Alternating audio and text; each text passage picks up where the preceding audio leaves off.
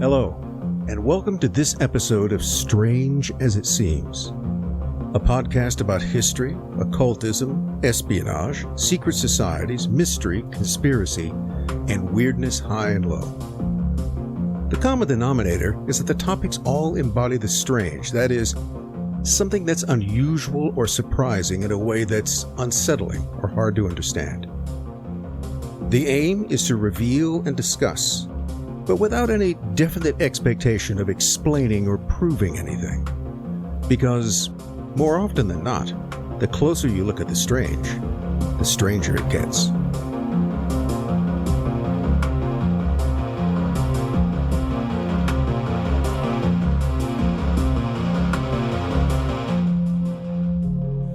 Well, Stephen, it's time once again for an episode of Strange as It Seems. And to get right into it, what are we going to be talking about today? Well, we're going to be talking about spies, espionage, but in particular, 3 spies, 3 real, well, they're real people, although there are lots of questions about them, as we'll see. And those 3 spies are Sidney George Reilly, which some people may have heard of, the kind of, if he is famous for anything, being Reilly, Ace of Spies. We'll see how that pans out. And the other 2 are lesser known, but I think actually probably some of the most important and certainly most interesting spies of the 20th century. A German by the name of Kurt Albert Jahnke, and then a Soviet spy with the rather un-Soviet name of Arthur Adams. So, and hopefully we'll have time to get to all 3 of these guys. Reilly in particular is a very deep rabbit hole. But before we go any further with that, let me just add the usual thing of, if you like what you're hearing, like and subscribe. And I'll leave it at that. And then we'll go ahead and we'll get started. So, one of my interests, I always like to say unhealthy interests. I don't think it's unhealthy, but it is maddening in some ways, is espionage, modern espionage. And I suppose one of the common denominators with that and the secret societies and cults that I study is that it's full of liars. There's a huge amount. A key element in espionage is deception. You're always trying, maybe your whole goal here is to protect information and to obtain information, often through surreptitious means. So it entails a lot of lying, which deception is kind of a polite word for. But in the case of all 3 of these individuals, Reilly and Jahnke and Adams, one of the things that I want to point out as a kind of leitmotif to this episode is the degree to which all 3 of them engage in deception about who they are, where they came from, what it is that they're doing. They, in many ways, pretend to be one thing while being something else, or they're several things simultaneously. You can take your pick. But that's one of the things is to notice, to go ahead, is that this is in many ways a kind of story of deception in 3 different chapters of 3 different individuals. Their time frames overlap somewhat. But it's all part and parcel, I'd argue, of the spy game. And all of these guys were quite good at what they did. And the question we're going to try to get at here today is, what really were they doing? Because trying to separate the truth from an immense amount of fiction really is the task in this regard. Now, Reilly is someone who I could safely say that I have spent 35 years studying. That's kind of astounding. And I first became acquainted with his existence as an historical character probably around 1989, 1990. And it happened, my acquaintance with him probably came about for the same reason that many other, if anybody's heard about him here, I bet that most of you probably first heard about Sidney Reilly through a British television show. called Reilly, Ace of Spies. It was originally done by what was then Granada Television, and it was I don't remember how many episodes it had, a dozen, maybe more. And that then ran on American PBS beginning in the 80s, and for years it was a staple on the History Channel and elsewhere because it was fairly entertaining, and it starred at that time the little known New Zealand actor Sam Neill. Oh, really? So when a lot of people tend to think of Reilly today, if what this did was it implanted an image in millions of people's minds that Reilly looked like Sam Neill. And I found that that's one of the biggest challenges I came up with, because in trying to describe him, he didn't sound like Sam Neill. And the point is that people want him to be Sam Neill. You see, the fictional portrayal, this is an example that argue of hyperreality.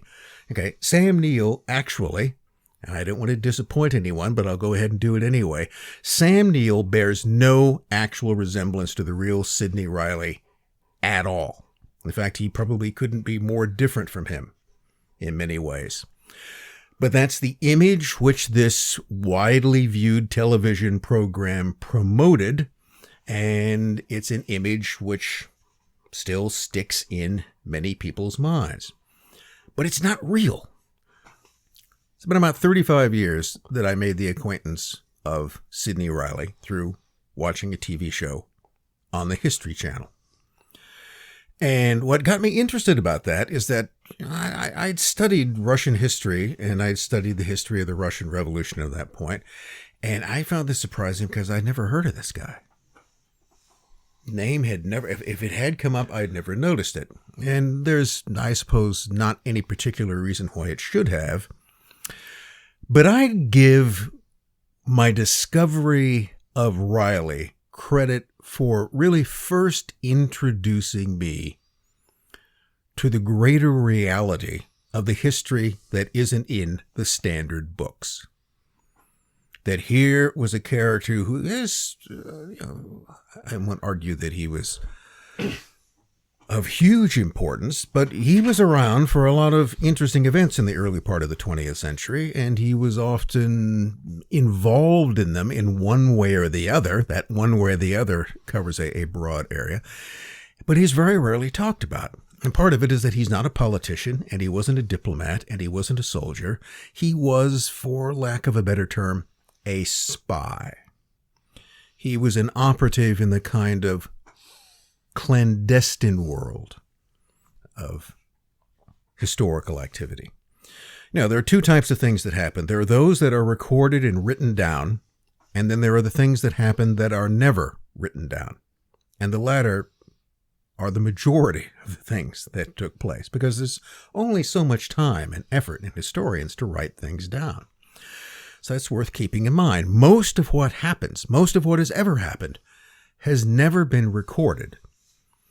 Not so much because it's being hidden, but simply because there's never anybody around at the time to do the recording. So Reilly turned out to be a very real person in contact with other very real people. And this opened up this whole kind of hidden world of spies and espionage and diplomatic and economic skullduggery, which has absorbed more and more of my time and attention as it went on. Now, as it turns out, the television series starring Sam Neill as Reilly, Reilly Ace of Spies, was based on a book called Ace of Spies, published in the 1960s, I think around 1967. And the author of this book was a British writer by the name of Robin Bruce Lockhart. And Robin Bruce Lockhart was the son of a semi-famous British diplomat from the First World War era, which was Sir Bruce Lockhart. So Robin Lockhart was the son of Bruce Lockhart. And Bruce Lockhart was, again, a diplomat during the First World War, and then even to some degree on into the 1920s. a man who knew and worked with Sidney Reilly. That's one of the things which can be affirmed, that Bruce Lockhart, the dad in this case, actually knew Reilly, and much of what his son was later writing about in this book in the 1960s was based upon what his father had told him, or parts of what his father had told him, and also what other people had told him. Another big source of information to him was a contemporary, in fact, a kind of friend and spy colleague of Reilly, a British officer by the name of George Hill. Very interesting, very dubious guy. But Hill, I think, probably even more than Robin Lockhart's father, was the main source of details about Reilly, almost all of which were inaccurate. So which raises the kind of interesting question. George Hill, again, definitely knew and worked with Reilly for years. So either Reilly systematically misled Hill, which is a possibility, or Hill was systematically misleading Lockhart, which is a possibility, or Lockhart was systematically misinterpreting or misusing the information that he'd been given by other sources, which was also another possibility. You see how complicated it becomes. It's basically not a matter of whether this person is lying or that person is lying, but whether or not they all are to one degree or another.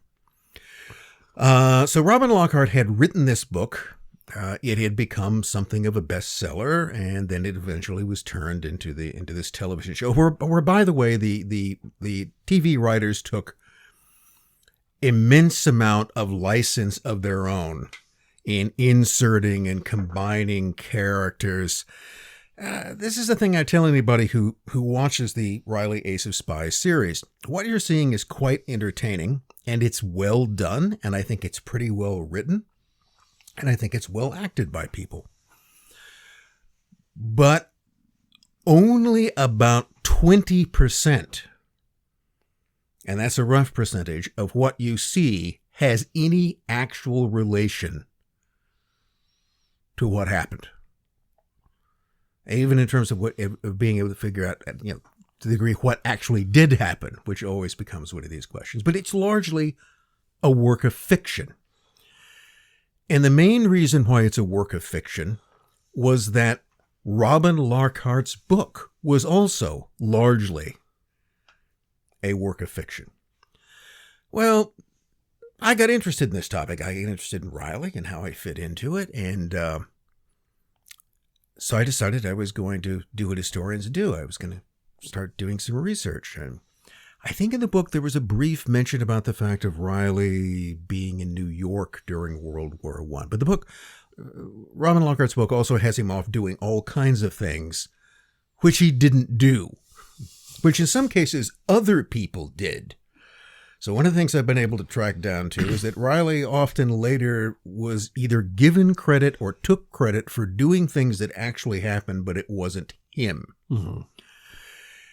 And I don't want to go down that part of the rabbit hole right now. Maybe Reilly may well come up elsewhere, because there's no way we're going to be able to encompass his entire career here, because I just don't want to talk about him today.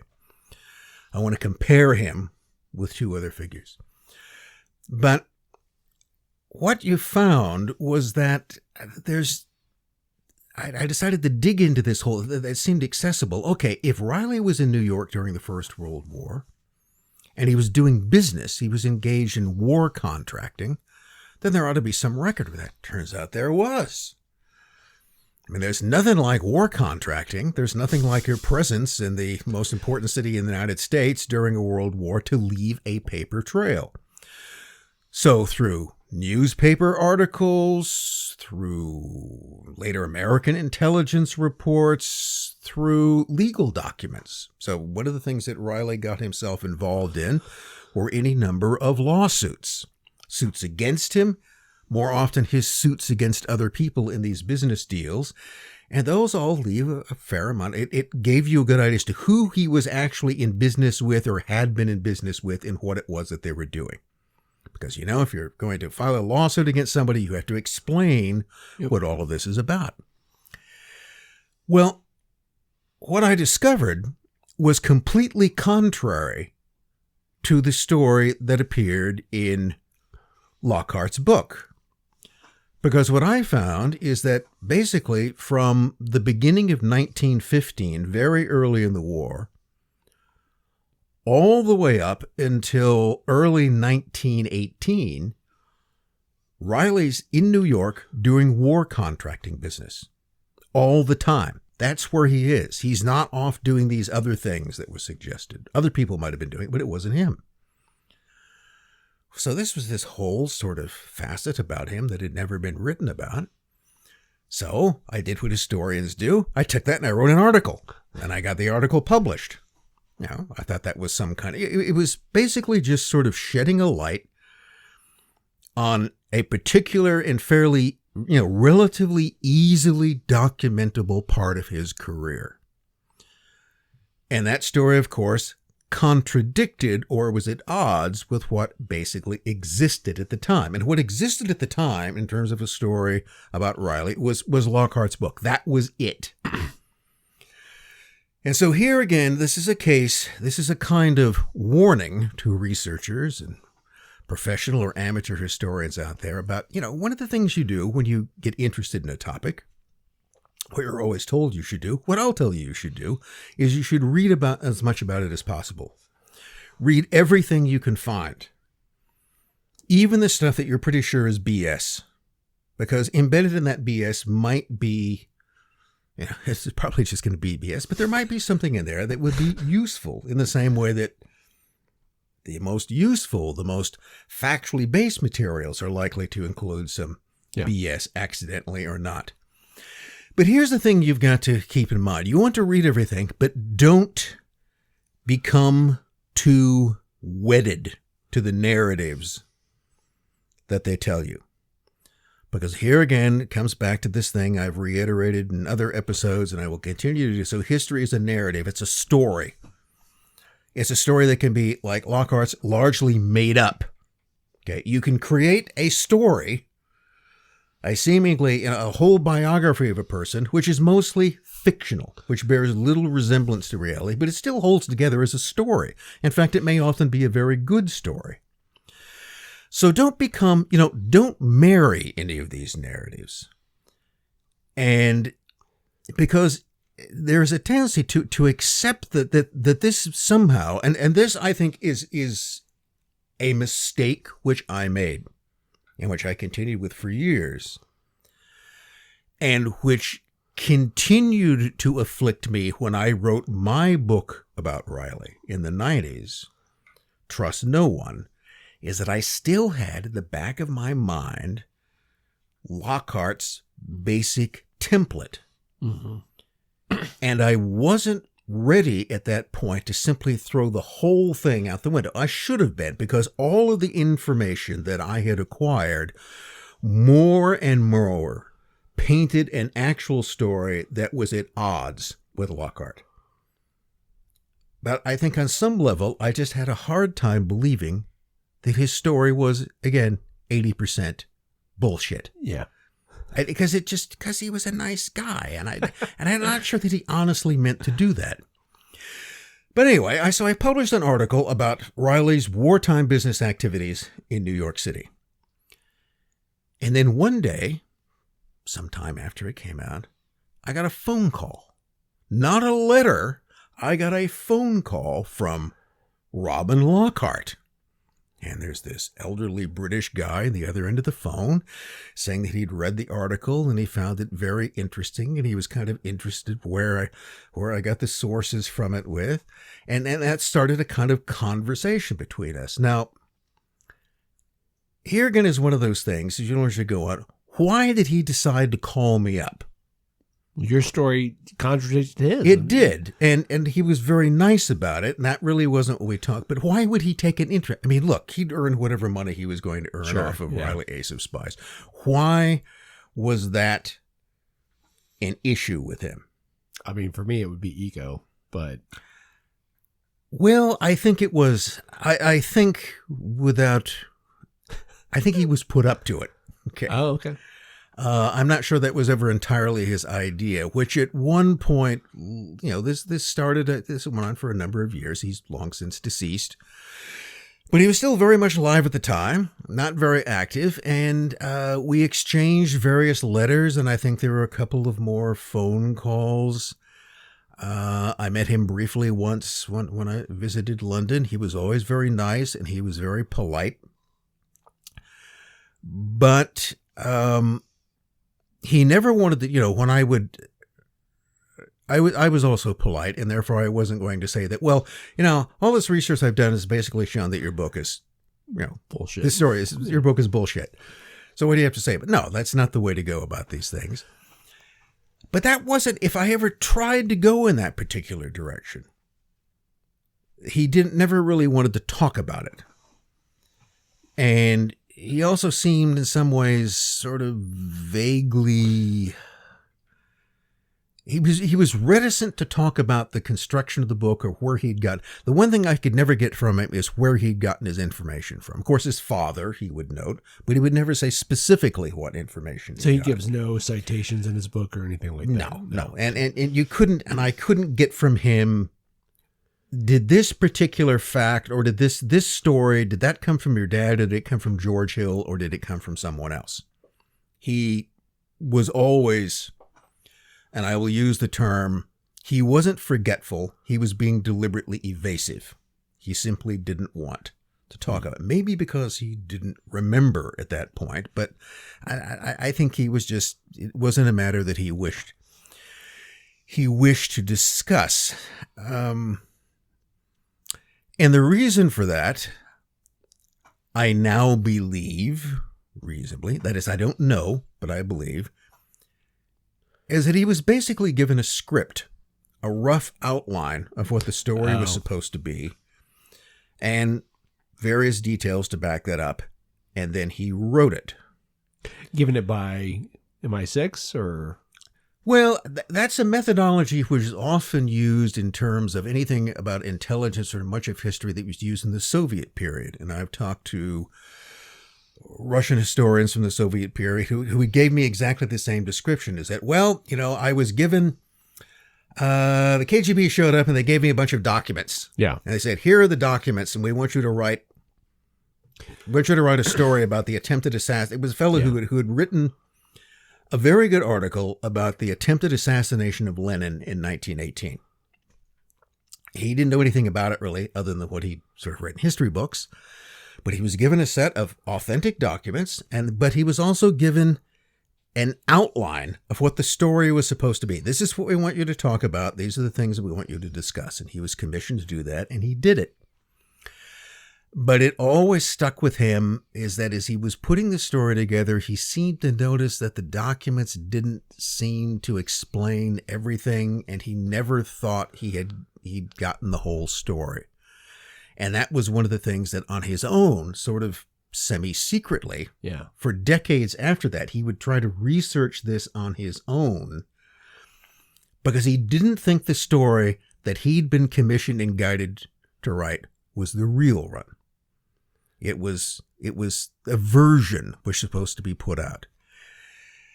And I think, again, I believe, without knowing as a definite fact, that Robin Lockhart was basically convinced to do the same thing. Now, another interesting thing about Lockhart is that as our relationship, such as it was, went on, and I won't say that we ever became friends, but we did certainly corresponded on numerous occasions about this. And that correspondence was mostly me asking him questions which he would not answer. So after a while, I got to the point that he would tell me things, but he would never tell me what it was that I'd ask about. It would always go off in some other direction. He contradicted himself on more than one occasion. And by contradicting himself, he would say something in a letter that when I later asked him about it, he would deny that he had ever said. And here again, I was put in the somewhat awkward situation of how far do I want to push that? Do I want to show you your own letter where you wrote this on a typewriter, or are we just going to let that slide? Usually you would let it slide. The idea here is that if you eventually confront someone with the fact that they just lied to you, then they're not going to talk to you anymore. So you always want to keep them talking on the chances that you might eventually get something useful out of them. That was not the way to do it. So he became increasingly invasive. He would deny that he had said something. He would change his views on the things. I think after a period of time, I became a kind of pest to him. But he would keep talking. The other thing he became aware of is that, again, this is pretty much in the 90s. There was one other British writer who had written a book on Reilly. There was sort of a rival. If there was anything that was a kind of antidote to the Ace of Spies book, it was a book called Sidney Reilly, The True Story, by a journalist by the name of Michael Kettle. Now, here again, I'd warn you, anytime you get a book and part of its subtitle is the true story, that's PR. Okay. Yeah. Beware of that, because already they're trying to convince you that you should pay primary attention to this and not to anything else. So I also got acquainted with Michael Kettle. And again, in the same way, Michael Kettle just called me up one day from London because he had read, I think he'd read the same article. And so Kettle he's a journalist. And I'd say that Robin Lockhart, through much of his career, was essentially a journalist as well. They did not see eye to eye. They came from different social classes, different educational backgrounds. And I do not think it is unfair to say that they knew each other. They had a mutual interest in Reilly, and they hated each other's guts or profoundly mistrusted each other. Robin Lockhart would always insinuate, without ever coming out and directly saying so, that Michael Kettle was some sort of stooge or dupe of the KGB, and that I was told that nothing he said about Reilly should ever be believed. Kettle, on the other hand, thought that Robin Lockhart was full of crap, and that basically very little that he said should ever be believed. So here you got these two guys who've written these sort of rival books. Kettle's book came out in the early 80s. There wasn't a whole lot to it, and Kettle was, whereas Robin Lockhart was very gentlemanly and polite, as an upper-class member of the British literary establishment should be, or journalistic establishment should be, Michael Kettle was abrasive and rude. He was quite entertaining. He was frequently drunk. All right. He was most talkative when he was drunk. I did eventually figure that out. The more drinks he got into him, the more freely he would talk. And he would. But he did not like or trust Robin Lockhart. Thought that Robin Lockhart was, purely a stooge, in his own way, probably for MI6. So they had these very different views about this character. And I have to say that most of Kettle's book in the long run proved to be, although I think he was taking a more sort of honest approach to really try to dig up new material, he would latch onto ideas that he would follow long after. He became convinced for a while that Sidney Reilly was the same person as a former Indian Army officer named Stanislaus George Reilly. Similar names, identical initials, but they turned out to be two completely different people. But for a long time, he was convinced that they were the same person, which was just, it turns out, was fundamentally mistaken. There were clues pointing you in that direction, but it wasn't really true.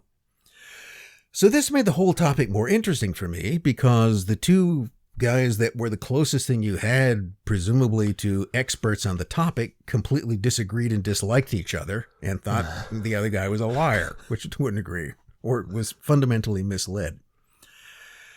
So that, I guess, encouraged me to try to take a third path and dig up the truth as much as I could.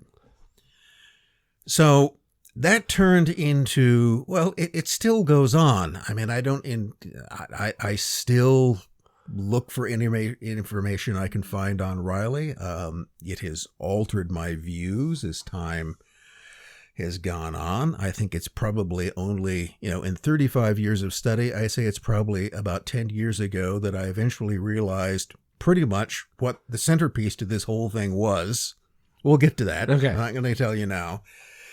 That I should have realized before, that was always in front of me.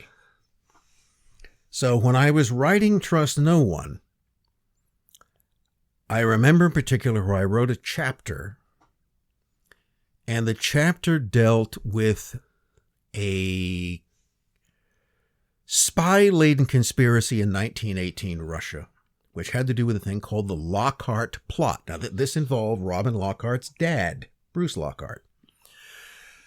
And the plot's sort of misnamed because he didn't have that much to do with it, but he was a British diplomat in Russia at the time, and this was something that Reilly was a central figure in, and it was supposedly a plot to overthrow the Bolshevik government in the summer of 1918, involving not only British intelligence, but also French and American intelligence. All three of them got together and sort of helped cook up these various plans to unseat the Bolsheviks, which was rather exceptional, and it proved to be a horrendous mistake because generally you don't have different intelligence services, even if they want the same thing, operate. They don't get all of their agents in Russia together in one room and have a conference. Yeah. Because that's just a way for a leak to happen. And this all ended in disaster. So the question always been since as to what was to blame for this disaster. What was really going on? How did this and it proved to be an utter fiasco for Western intelligence. All of those agencies through this one thing were compromised, and they all scattered to the wind. The head of American intelligence in Russia, a fellow with a very un-American sounding name of Xenophon Kalamatiano. We'll come back to him, maybe. Kalamatiano actually gets arrested. He's the only one of these Western spies that the Reds actually grab, put on trial, sentenced to death, subject to one or more mock executions, and then throw in prison until he's eventually released in 1921. Not a very happy person. And it's interesting that Kalamatiano, later in his post-release statements, blamed one person for what had happened to him. Reilly. He said, this is the guy who betrayed the plot that he supposedly set up. Now, the thing is that Kalamatiano had said this was in his debriefing from the State Department, but nobody had really sort of looked at this. I mean, I don't know whether Lockhart honestly had ever really seen this. Kettle had, but hadn't really paid much attention to it, because it wasn't a story that fit in well. Now, put it this way, that if you see the Ace of Spies series, and if you read the book, the through line in it is that Sidney Reilly was a martyr to anti-communism. That while he may have been Russian-born, that he was in a kind of Englishman by profession in some way, who has kind of anglicized himself, that he was fundamentally loyal to Britain and to the West, and was a uncompromising enemy of communism and the Soviet regime, and dedicated his entire life to trying to thwart and overthrow it. So that doesn't mesh very well. Kalamatiano's statement that, I was betrayed in 1918 because of this guy. Well, that's contradictory to it. So you would need to, the safest thing you do would be to leave it alone. But so I wrote this chapter that was dealing, and it was going through all the details of who was doing what. And as I reread it to myself, I note that, what this chapter actually shows is that Reilly's the culprit of the whole thing. And I couldn't And I actually went back, I will admit, and went back and changed certain things, but where that's implied, I never actually argue that's the case. I kind of suggest, well, it could have been the case because I didn't really know at that point. I had surprised myself. You know, when you collect material sometimes and you put it all together, the result, the story that you're actually telling, if you're not trying to tell somebody else's story. Yeah. See, this is where I still thought that there was some kind of obligation, or there was still some sort of template in Lockhart's story. Yeah. And I had to somehow create some sort of compromise between the two. But that's what was going on. And that should have told everything. That was the key to Reilly, was that he wasn't a martyr to anti-communism at all. Yeah. Instead, he was a Soviet agent. He always was a Soviet agent in every single thing that he did from 1917 until he disappears or dies in 1925. And that furthermore, if you simply went through and looked at it objectively, if you didn't look at it through the lens of Lockhart's story or even of Kettle's version of events, because Kettle didn't get this point either, it's obvious. It's just right there in front of you. So, in talking about Reilly today, that's the point. I want to basically give some examples of how that conclusion came about. So, one of the things that I did just a few years back, basically for a friend of mine who's also interested in this, was I wrote a thing called Sidney Reilly as Soviet Agent and Promoter, 1918 to 1925. So that's what I'm going to be reading some excerpts from today. But I guess one of the places to start here, and particularly talking about deception and the rest of it, is that the other sort of big questions about Reilly, the things that I think people more often focus on than what's between the beginning and the end of his life, is that it is still unclear to me, after 35 years of investigating this guy, of raking over every possible burning or long dead coal about him that I could find, of collecting elements of truth and a lot of BS to go along with it, as to exactly who he was and where he came from. I know the country he came from. I know the area of the country he came from. But I cannot tell you with absolute certainty what his original name was. I also can't tell you with absolute certainty when he died. I mean, it's probably in 1925, or it might be in 1927. Because the Soviets actually give two different official versions of that. Yeah. Okay. They either shot him in 1925 or they shot him in 1927. Now, you can't do that twice. Yeah. So which of those is true? I don't know.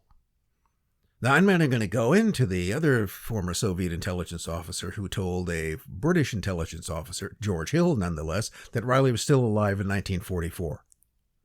So, that's just... Okay, let's just keep it down to the simple one. You've got the same semi-official sources in the Soviet end who give two different dates for when they arrested him and shot him as a British spy. Except that he wasn't a British spy. He was theirs, so why would they shoot him? Unless there are other factors that were involved. So let's get back to a certain question. When does the fellow who would become Sidney George Reilly first show up? Well, here's the thing, putting all the pieces together. He is of Russian Jewish origin. That seems to be indisputable.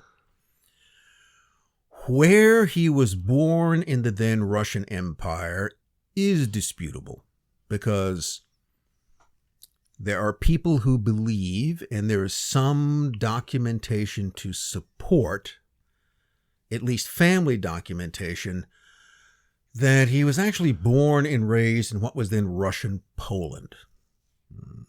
His father was a businessman. It was actually related to some fairly other prominent people. You can piece together most of his family, and he has 2 sisters. All of this seems to fit together.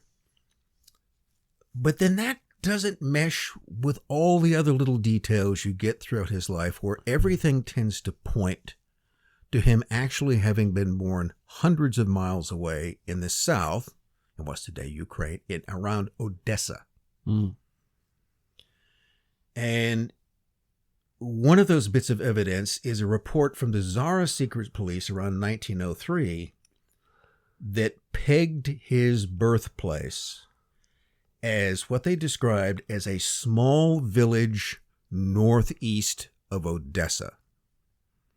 Now, keep that point in mind, because they don't name the village. They don't seem to know which, but they put him in a certain area. Now, his original name, if you look up his Wikipedia article, you'll see that his original name was Sigmund George Rosenblum. The original family name was Rosenblum. And there is a character by that name. There actually was a person who existed, who seems to follow the sort of raised in Poland part of it, as opposed to, the problem is you can't take Sidney George Rosenblum and connect him to Odessa particularly well. You can't connect him. But there is a person of that name. And that all seems to be fairly, you got documentation that supports this, but it conflicts with other bits of information. And so one of the things to do is to go to where can you actually find the first definite evidence of this person's existence. Okay, not something that's part of a family history or that somebody's aunt told them one way or the other. Because a lot of this other stuff about the origins of the family origins of Sigmund George Rosenblum tends to be family hearsay. Documented family hearsay, but still that. So there are different stories about when he first pops up. And one of those, a very intriguing story, is that when he first appears, he appeared in England sometime in early 1896. So he was born. Let's go back to, when was he born? The date he would usually give for his birth was 1874, March 1874. It appears that that's probably more likely 1873, that he was slightly older than he pretended to be. Because Reilly will never give you any kind of accurate... This is a person who would tell an almost slightly different version of their origins to anyone they spoke to. There's a reason for that. That's people comparing notes about you will never... Their notes don't mesh, and therefore it simply creates a vague, hazy estimate of what was out there. So one of these stories is that there was a murder on a train outside Paris. 2 anarchists carrying a large sum of money, one of which was a fellow by the name of Constant de la Casa, were attacked on a train and were stabbed and robbed. And de la Casa later died in hospital, and his friend was killed on the train. And supposedly there are newspaper articles that discuss this. That's the story. It's written down. And yet, after searching, I can't find any of the newspaper articles that actually say this. Wow. Furthermore, what I can find is that Constant de la Casa lived past December 1895. I don't know how long past, but he's still alive a couple of years later at least. There was a real person by that name. But the incident described seemingly never happened. So where does the first thing that it reference come up? Sigmund, or as he went by that as Sigmund Solomon Rosenblum, first appears in documented historical, in any kind of documented sense, in September of 1894, more than a year earlier, He is already living near Bristol, England, and he is a chemist employed by the Polysulfan Soap Company. So, you got two stories here. Which sounds like the better story? Which is the sexier story? The one where he's part of an assassin of two anarchists on a train, or whether he's a chemist working for a soap company in Bristol? But the soap company in Bristol is the real one. Now, by this time, assuming he was born in 1873, 1874, he's fairly young.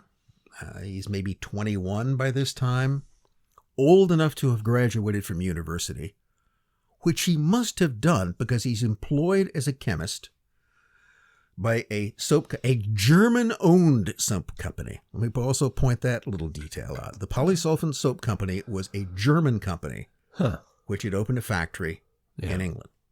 But it's thoroughly owned by Germans. And the other thing about Rosenblum is that the reason I know that he's there is that he files a patent. Because as a chemist, he particularly is interested in fats and solvents involving plant and animal fats, and that plays into soap, obviously, but it will also play into things like paints and pigments and dyes. Those are all things that his particular interest in chemistry are focused on. And so he files for a patent. And that means that he must, and subsequently, in the years that follow, for several years after that, he will have other patents. I think that there are about 6 of them for different processes. So he was a real chemist. He had to have had some academic training in chemistry. He also will, I think around 1898, 1899, apply for and be accepted in the Royal Chemical Society, where he would have had to present some kind of bona fides to get in. He would have had to demonstrate, because they don't, just like I want to be in the Royal Chemical Society. Unfortunately, they don't maintain the files, just that he was admitted, but he would have had to provide some kind of proof, attestation that he actually had the training as a chemist. So here's an interesting question. Where did he get that training? Where was he educated in chemistry? So even Lockhart makes references about Rosenblum early on. So Lockhart, for instance, acknowledges that Rosenblum was his original name. It's from a Jewish family in Russia, or Russian Poland, or Russian Ukraine, wherever it was at that time. But there's no real, there's I think some vague reference that he went to Heidelberg University. Well, one of the things I began to do was to check with different universities. None of them. There's no Sigmund or Solomon Rosenblum in that period of time who attended any of them. And I tried to find every one that I could. So there's no Sigmund Rosenblum who apparently is granted a degree in chemistry. And keep in mind, we're talking about the late 19th century, and there weren't that many universities at the time, and there weren't that many who had programs in chemistry. So the closest I could come up with in going through Tsarist Russian intelligence records, one of the things that the Tsarist secret police were very interested in were any Russians studying abroad, because those were the people who tended to come back home as revolutionaries. So they kept tracks of every Russian who was studying in Western universities, particularly any of them who might be politically suspect. And they were quite careful about that. Again, going through there's nothing, okay? If you go through the overseas Okhrana, the secret police's track of any kind of suspects, you don't find his name there either. There is no Sigmund Rosenblum apparently involved in any kind of revolutionary activities or studying chemistry anywhere. There was one person who otherwise fit the profile. He was the right age. He was Jewish. He came from around Odessa, but his name was Leon or Lev Rosenblatt, who also subsequently seems to disappear. In other words, I could find records of him attending and, in fact, taking a course in chemistry at the University of Geneva. Okay. Even that's not clear because all the Russian police were keeping track of the ones involved in Swiss universities, so they weren't breaking them down properly. And so what happens at this point, if you put it together? A guy named Leon Rosenblatt, who fits the bill, but who then you can't find anything about. There's no trace of him later on. And then you got the appearance of someone named Sigmund or Solomon Rosenblum, who then appears right about the time that he would graduate. Well, I'll tell you what my suspicion is, okay? And I have to say that again, after 35 years of digging into it, it's still a matter of suspicion. One of the things that Reilly, in other words, originally Rosenblum, would do, and this is how Rosenblum becomes Reilly, is that he would, in the rest of his career, have a tendency to assume different names. But more specifically, he would engage in what we now call identity theft. He would pretend to be people who actually existed or had existed. Now, in some cases, they were fictional identities, but in other cases, he would simply assume the identity of someone else. So what I suspect is that the Sigmund Rosenblum, who was working for the Polysulfan soap company, was probably originally Leon Rosenblatt, and that for some reason, probably because he had come under political suspicion by the Russian secret police, had jettisoned that identity and assumed the other one. So that people later who believed that Sidney Reilly, i.e. Sigmund Rosenblum, was their ancestor, or quite correct that they had an ancestor named Sigmund Rosenblum, but that the person who they thought was him was an imposter. Which means what happened to the original Sigmund Rosenblum? Oh, guess. He probably just didn't. Maybe he became someone else, or another thing that the Reilly character is quite capable of is murder. Mm-hmm. So that could have been. So right there, there's this whole uncertainty as to who this person became. But there is a person, and he's working for a soap company, and he becomes a chemist, and he joins the Royal Chemical Society.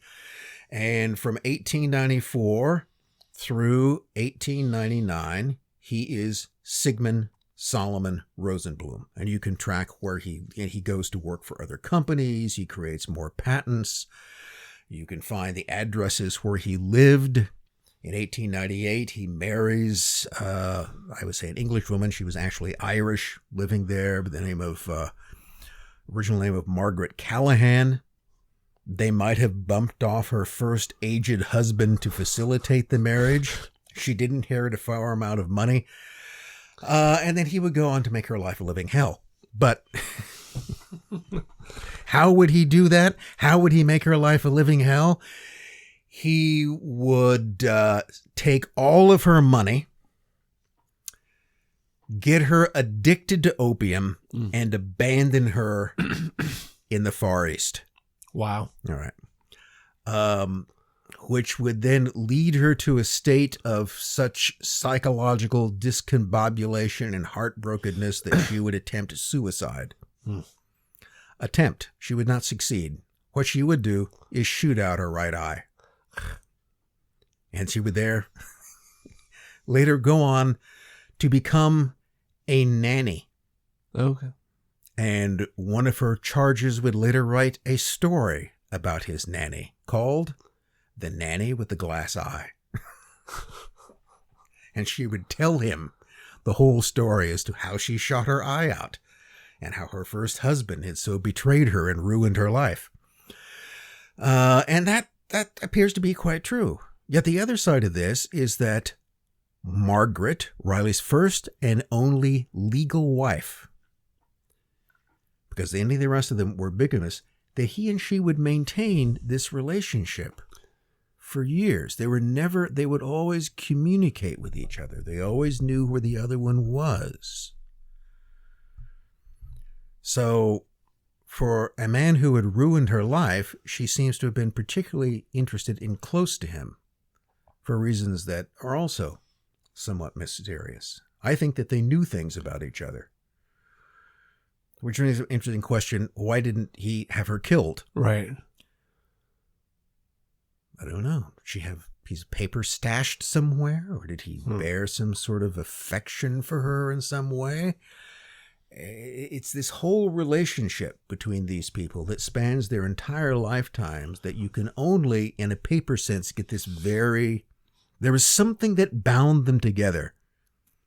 And I can't figure out exactly what that was, whether that was some sort of awful secret or whether it was some sort of lingering affection between the two of them. Mm-hmm. There was this invisible bond between them that keep them linked, even though they're really only sort of married together for relatively few years. So one of the things that happens to Sigmund Rosenblum, the chemist, is that he is also simultaneously involved in Russian revolutionary politics. There are a lot of people that were unhappy with the Tsarist regime. Hundreds, if not thousands of them, had settled in London. The British were fairly tolerant of that. As long as you weren't plotting against her or His Majesty's government, they didn't care about that too much. So there was a sizable Russian anti-Tsarist emigre community, and Reilly's involved in it. And in fact, one of the things that he becomes involved in is a counterfeiting scheme. A scheme to counterfeit Russian imperial rubles and then to send those back into Russia to fund revolutionary activity. Now, how would Rosenblum play a role in that? Well, remember what his particular interests were in chemistry? Dyes and pigments, fats and solvents. He's the guy that was recruited to come up with the ink for these counterfeit rubles.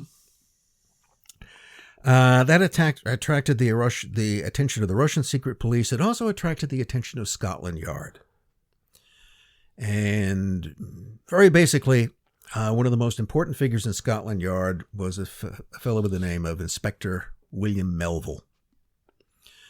And one of the things that William Melville did was that he recruited informants and agents from among the various foreign emigre groups and radical groups in London, Russians in particular. And there was a reason for that. The Russian Empire, the British Empire at the beginning of the 20th century were antagonists. What a surprise. They had different imperial rivalries in Central Asia and elsewhere. And in fact, in 1904 and 1905, when Russia gets into a war with Japan, which was an ally of Britain at that time, there seemed to be a very real chance that Britain and Russia might go to war. And you get a telling example that Melville then, even though he's technically no longer employed by Scotland Yard, still has his list of Russian activists in London, and he goes around and essentially offers them money that, should Britain and your homeland go to war, we would be willing to fund your activities in order to undermine the Tsarist regime, if that's the case. We could help you out. In other words, in 1905, you have a British intelligence official offering to fund Russian revolutionary subversion, which is exactly what the Germans would do in 1917. But the British beat them to the punch by 10 years. So Rosenblum was one of these informants. But in 1899, things where the Russian police had sort of caught on to Rosenblum's involvement in the counterfeiting scheme, and they were asking questions. And Melville also cooperated with the Russian secret police as well. And he wanted to keep that intact. So this is how Sigmund Rosenblum becomes Sidney Reilly. Sigmund Rosenblum has now become a problem. It threatens Melville's carefully constructed system of informants and his collaboration with the Russian secret police. Therefore, he needs to get Rosenblum. Well, he needs to make Rosenblum disappear. So he simply hands him a passport, a real British passport, in the name of Sidney George Reilly, born in Ireland, 1874. There is no such person. There never was. There were later stories that it was all based on some dead Irish infant, but that's not necessary. Yeah. So I'm going to give you, now we're going to keep the initials the same. That way you won't have to change, because apparently Reilly and Rosenblum like to monogram everything. So SGR, notice how that goes through. So you're going to be, now you're Sidney George Reilly, and I'm going to give you this passport, and then I want you to go to China.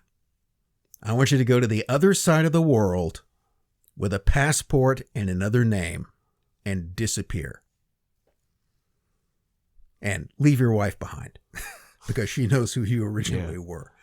So he does. He goes off to the Far East, to China, as a newly minted Sidney George Reilly, and he goes into a business with a guy named Grinberg, and they form a company called Grinberg and Reilly, and they do business in Japan and China for several years thereafter. And then as Reilly, he will return to Russia in 1905. Okay. Where the Russian secret police, they don't see at this point, they don't know that he was the former Rosenblum. They are very suspicious of him. And they, again, because they watched any foreigner who came in. So then through them, you get this good picture of where he lived and who he met and who he was doing business with. The Russian police were pretty certain that this Reilly guy was spying for the Brits, and they were also pretty certain that he was originally Russian because he spoke it far too well for him not to be native, but they never make that connection with Rosenblum. So you see, what he's done is a switcheroo. He just becomes someone else. Okay, so a person who probably wasn't even Sigmund Rosenblum now becomes Sidney Reilly, a person invented out of thin air. Which always leaves you with this lingering question. Who do they think they really are? I mean, when he's alone, sipping his cognac in his dressing gown in his hotel room at the Savoy in 1919 in London, who is he really? Who, you mean, you know where you came from, probably. Maybe you don't. Maybe that's the question. I've run into that before. Of people who tell all kinds of different stories about who their daddy was, and then what you find out is that they don't know who their daddy was, which is why they can make up a dozen different stories about it.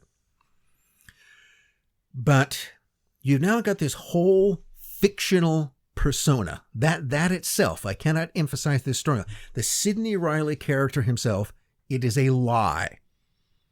It is a construction. It's not a real person. And now someone has become this, and this is the main sort of person that they will play for the rest of their life, but it's never the only one. And it gives you an idea as to how a person who's now playing someone that they know that they're not could very easily assume other identities in passing. In fact, one of the things I've always suspected is that throughout much of his career, that Reilly always had some other identity running that I don't know about. He might have had more than one. He'd be one person, one place, or somewhere else. He disappears from the Far East, practically speaking, in late 1903. And here again, there are all these different stories about, when what did he leave? The Russo-Japanese War is just about to break out. So was he in Port Arthur when the Japanese were? No, he left before the war broke out.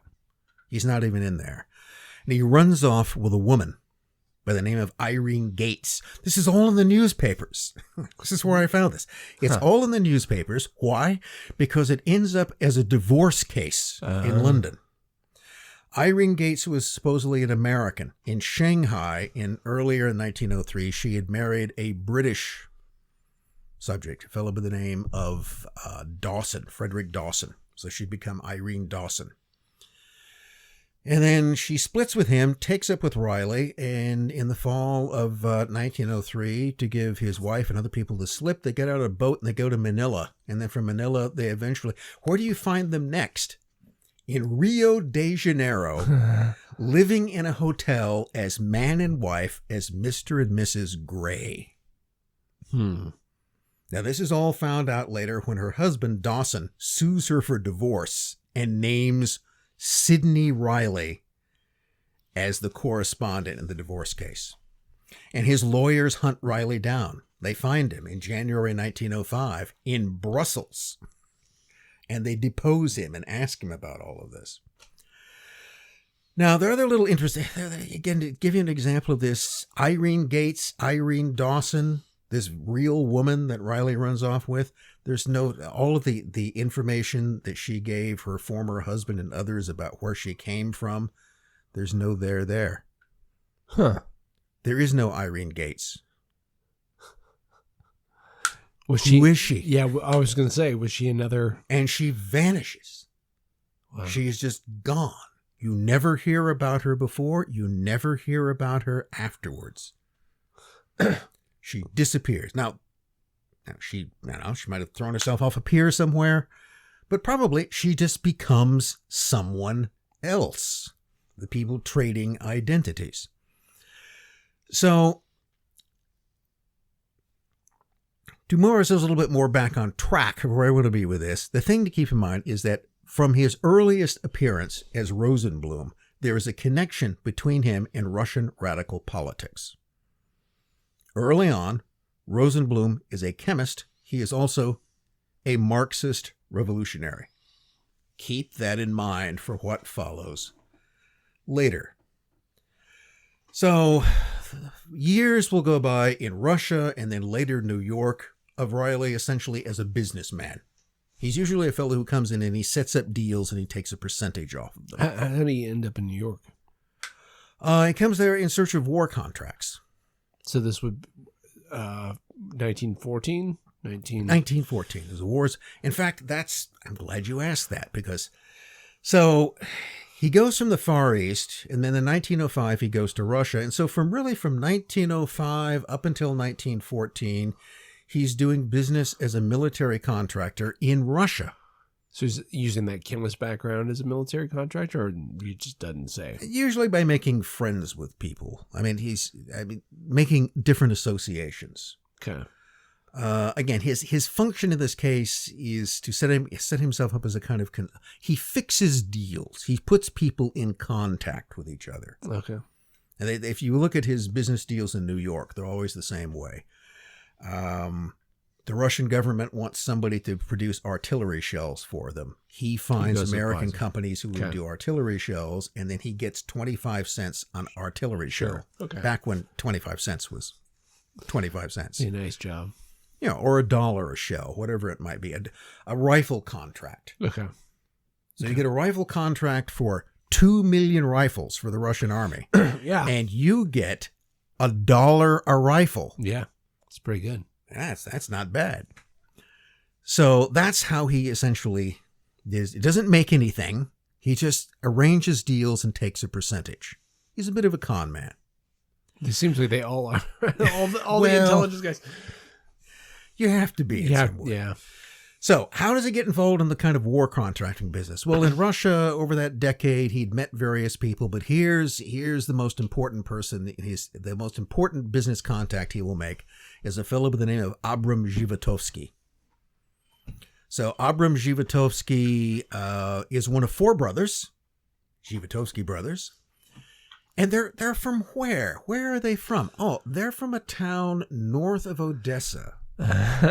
Okay, they're from the same neck of the woods that the Tsar's secret police determined that Rosenblum was from. which leads me to suspect that they are related. So wait, you said you could reconstruct his family. So this would be... But that would be a completely different family. Okay, the Zhivotovskys never... The Rosenblums, the Sigmund Rosenblum line is all up around Warsaw. Oh, that Bialystok. family. Okay. Up in that I thought area. you were talking about... Another part of the Russian Empire. Sure. Whereas everything else... I mean, by everything else, I mean a statement that Reilly made to an American officer in Odessa in 1919, in which he was showing him around and pointing out that this was his hometown, that this was where he grew up. And he seemed to know his way around. Now, is he making that up, or is he telling the truth? Would that be the Lev name that is maybe from there, or we just don't know? Well, yes, the Lev Rosenblatt, the university student who studied chemistry, that I suspect he probably was, who knows that that's who he originally was, is from the Odessa area. Okay. So that fits as well. Okay. I was confused. And it's easy to get confused. So, Abram Zhivotovsky is another sort of, he's a speculator. Okay, speculates in stocks. He buys and sells banking stocks. Invests in mines, becomes a fairly big figure in the Moscow Stock Exchange. He has 3 other brothers who are also involved in business. They have one sister, and she's married to a fellow by the name of Bronstein, also down around Odessa. And she has a son. She has several children, one of whom is a kid by the name of Lev Bronstein, who will later become Leon Trotsky. Mm-hmm. So here's the point, if there is one of this. Reilly's business partner in Russia on the eve of the First World War, Abram Zhivotovsky, is Leon Trotsky's uncle. Not just his uncle, but his favorite uncle. From his childhood. So was this stuff covered in the other works about Reilly? No. Really? No. Zhivotovsky is never mentioned at all. So those books were more like you said, he's an anti-communist. Well, nobody. One of the things I found was just difficult in trying to. I've come across all this stuff suggesting that Zhivotovsky and Trotsky were related, and I would ask different people who claim to be Trotsky experts, most of whom also claim to be were Trotskyites about this. Yeah, and I would get the same. It doesn't matter. Okay, this is meaningless. This is all meaningless. You should never really because what they didn't want to admit, this is what it was, is that Trotsky was related to these bunch of millionaire capitalists. Right, yeah. Which is what they were. Yeah. Not just one. He had 4 millionaire uncles. Right. Well, 3 were millionaires. 1 was kind of a ne'er-do-well. But anyway, he was an inventor. But these are all part of the people he grew up with. If you look at Trotsky's memoirs, if you look at My Life, he mentions Uncle Abram. And it's basically what a kind of an attractive but disreputable figure he was. But he talks about Uncle Abram, and this relationship continued between the two of them. Well, we talked about in the 3rd episode that we did about the death in the Adirondacks a little bit about this. We touched on it, but just promise me this. But I won't derail you anymore. But let's talk about tradecraft at the end, like. This guy's born in 1872. He's doing a bunch of stuff that seems pretty par for the course for modern intelligence, or at least mid-century intelligence, what little I know. Nothing's changed about that since the Stone Age. Oh, this is what I want to ask you. And then also let's drill down just on that about the interconnection. Because so I'm doing my dissertation stuff right now. Mm-hmm. It's not about espionage. It's about wolves. Wildlife management stuff, but it's about states and how institutions change and bureaucracies change. But the same deal I'm running down, there's 2 or 3 books that basically say the same thing. They're the same narrative almost. They're just a little bit different. But you got to go back to the primary sources. What do the primary sources say? Well, it sort of says this. It sort of says that. Everybody kind of captures a little bit of it, but they don't capture within the context that you're looking, and they might have missed something that's completely different. So maybe go back to methodology at the end of this is just... Well, let's talk about it again, about primary sources. Okay. I mean, you want to have something in print, because otherwise you end up dealing with there's way too much of hearsay stuff. Someone told someone else this. Someone is repeating a story told by someone. That's all there is. Or that rumors suggest. Yeah. Those rumors are there. But when you're talking about documented evidence, you get into this question is what's a fact? The fact is that this document says this. Yeah. Okay. The fact is that the document exists and the document makes this claim. That is not the same thing as saying that because something is in a document that it's true. Yeah. The fact is that there's a document that says this, but that does not mean that what the document says is true. But that's still one step ahead of a rumor from somebody somewhere that this type of thing happened. At least in the document, someone is making that claim, and you can then try to assess what type of credibility that they would have. But never assume the fact that just because it's in a government document that it's true. Well, the same goes for archives, right? I mean, all archival theory at this point is pretty objective about all archives. People write down. It's like going through FBI reports, and the FBI agents would write down rumors that they heard, information that they had, and much of that is incorrect. Lots of times those rumors were inaccurate. Even they weren't certain about them. So again, the fact is that they're recounting that rumor was set. And you can say, okay, if they're giving you a source that they got this rumor from someone on that particular date, and it's recorded in this report back to J. Edgar Hoover. Yeah. That's the fact. It still leaves the question as to whether or not there is any credibility to that rumor.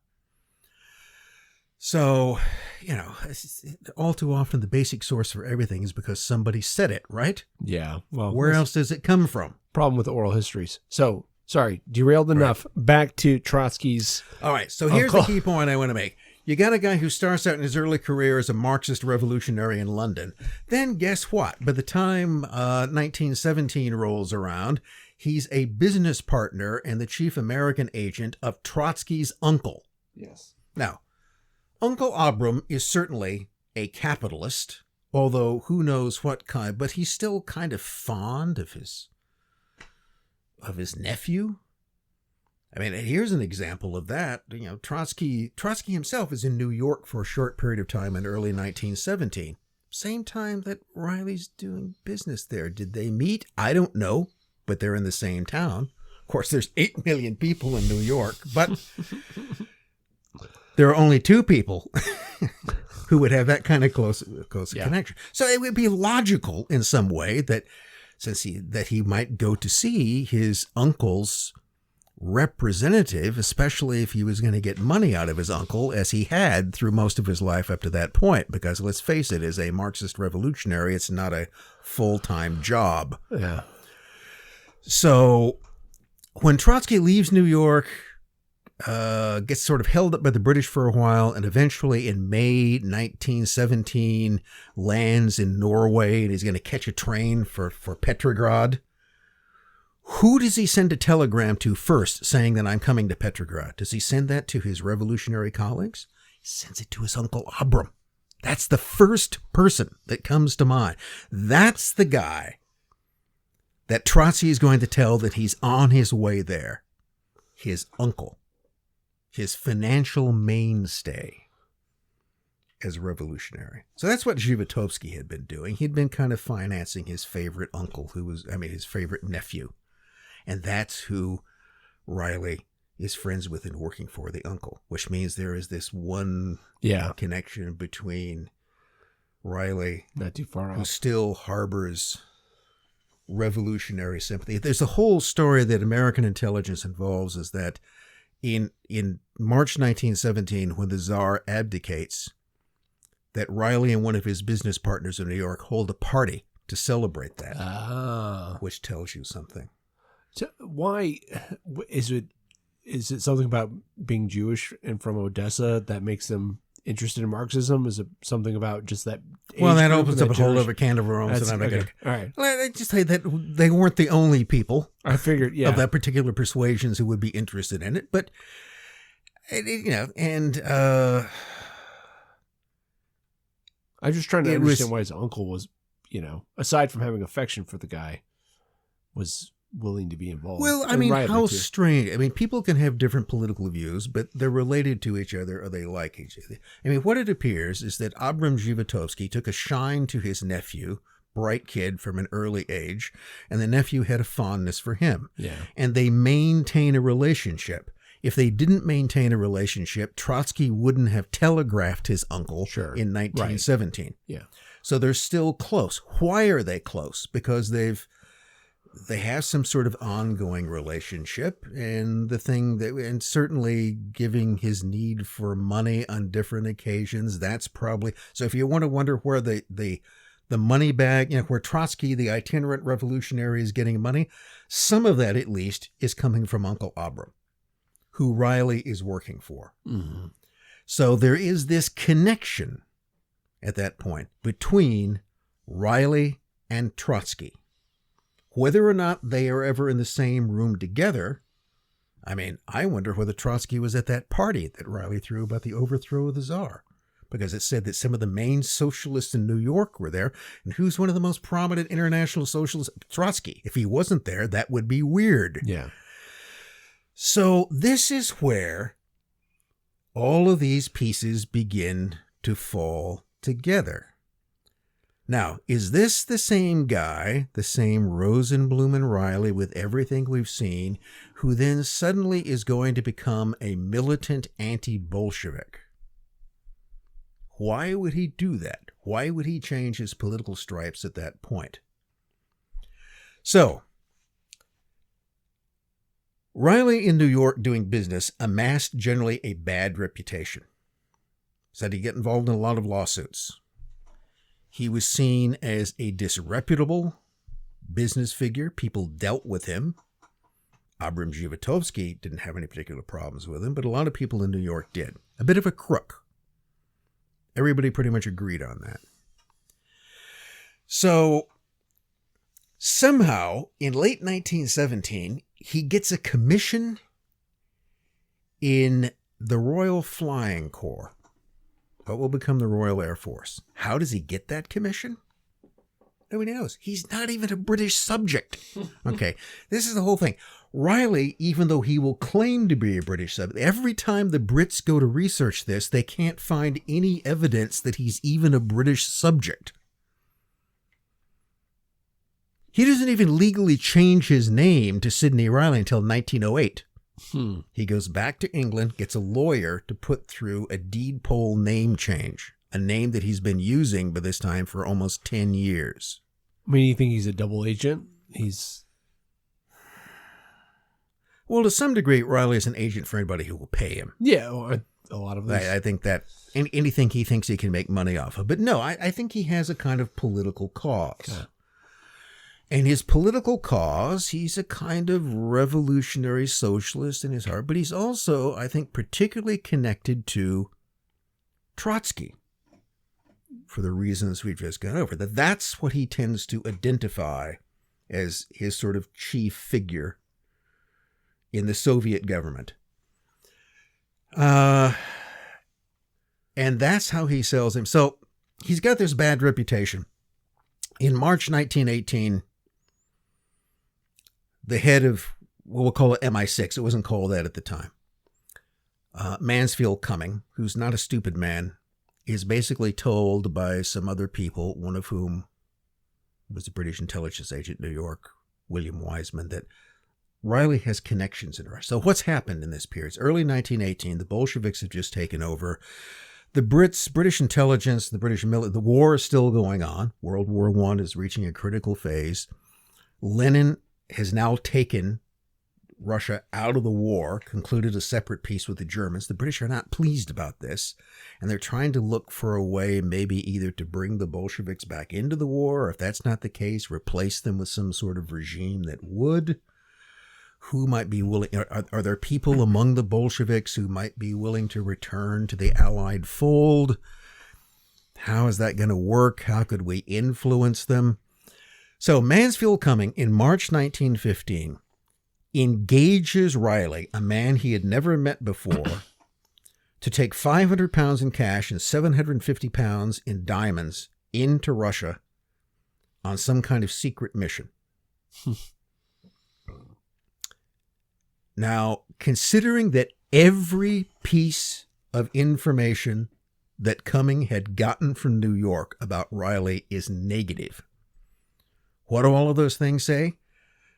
Unscrupulous, unreliable, will always work in his own interest, not to be trusted. All right.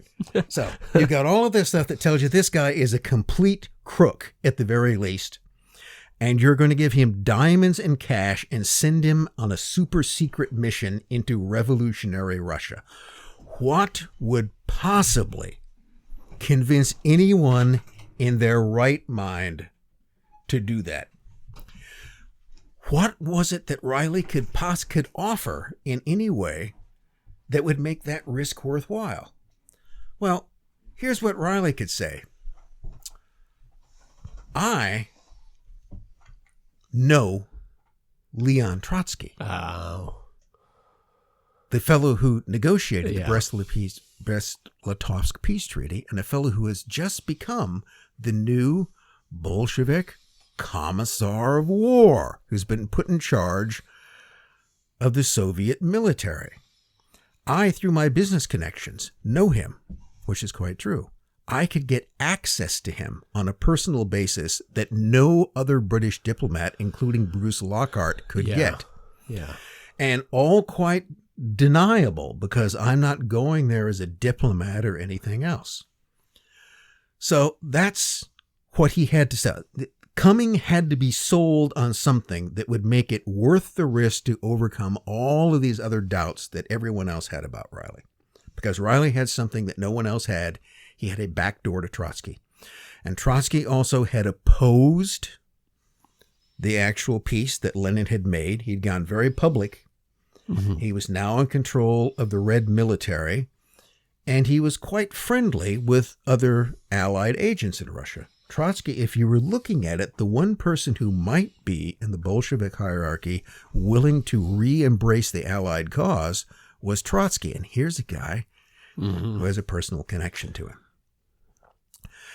So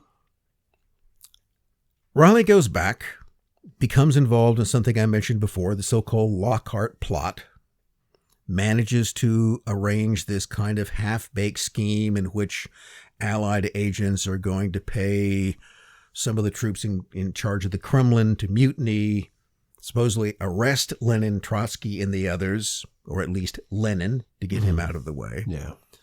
I think the real goal here was to kill Lenin. And this is also interesting. There's an assassination attempt on Lenin. He almost is killed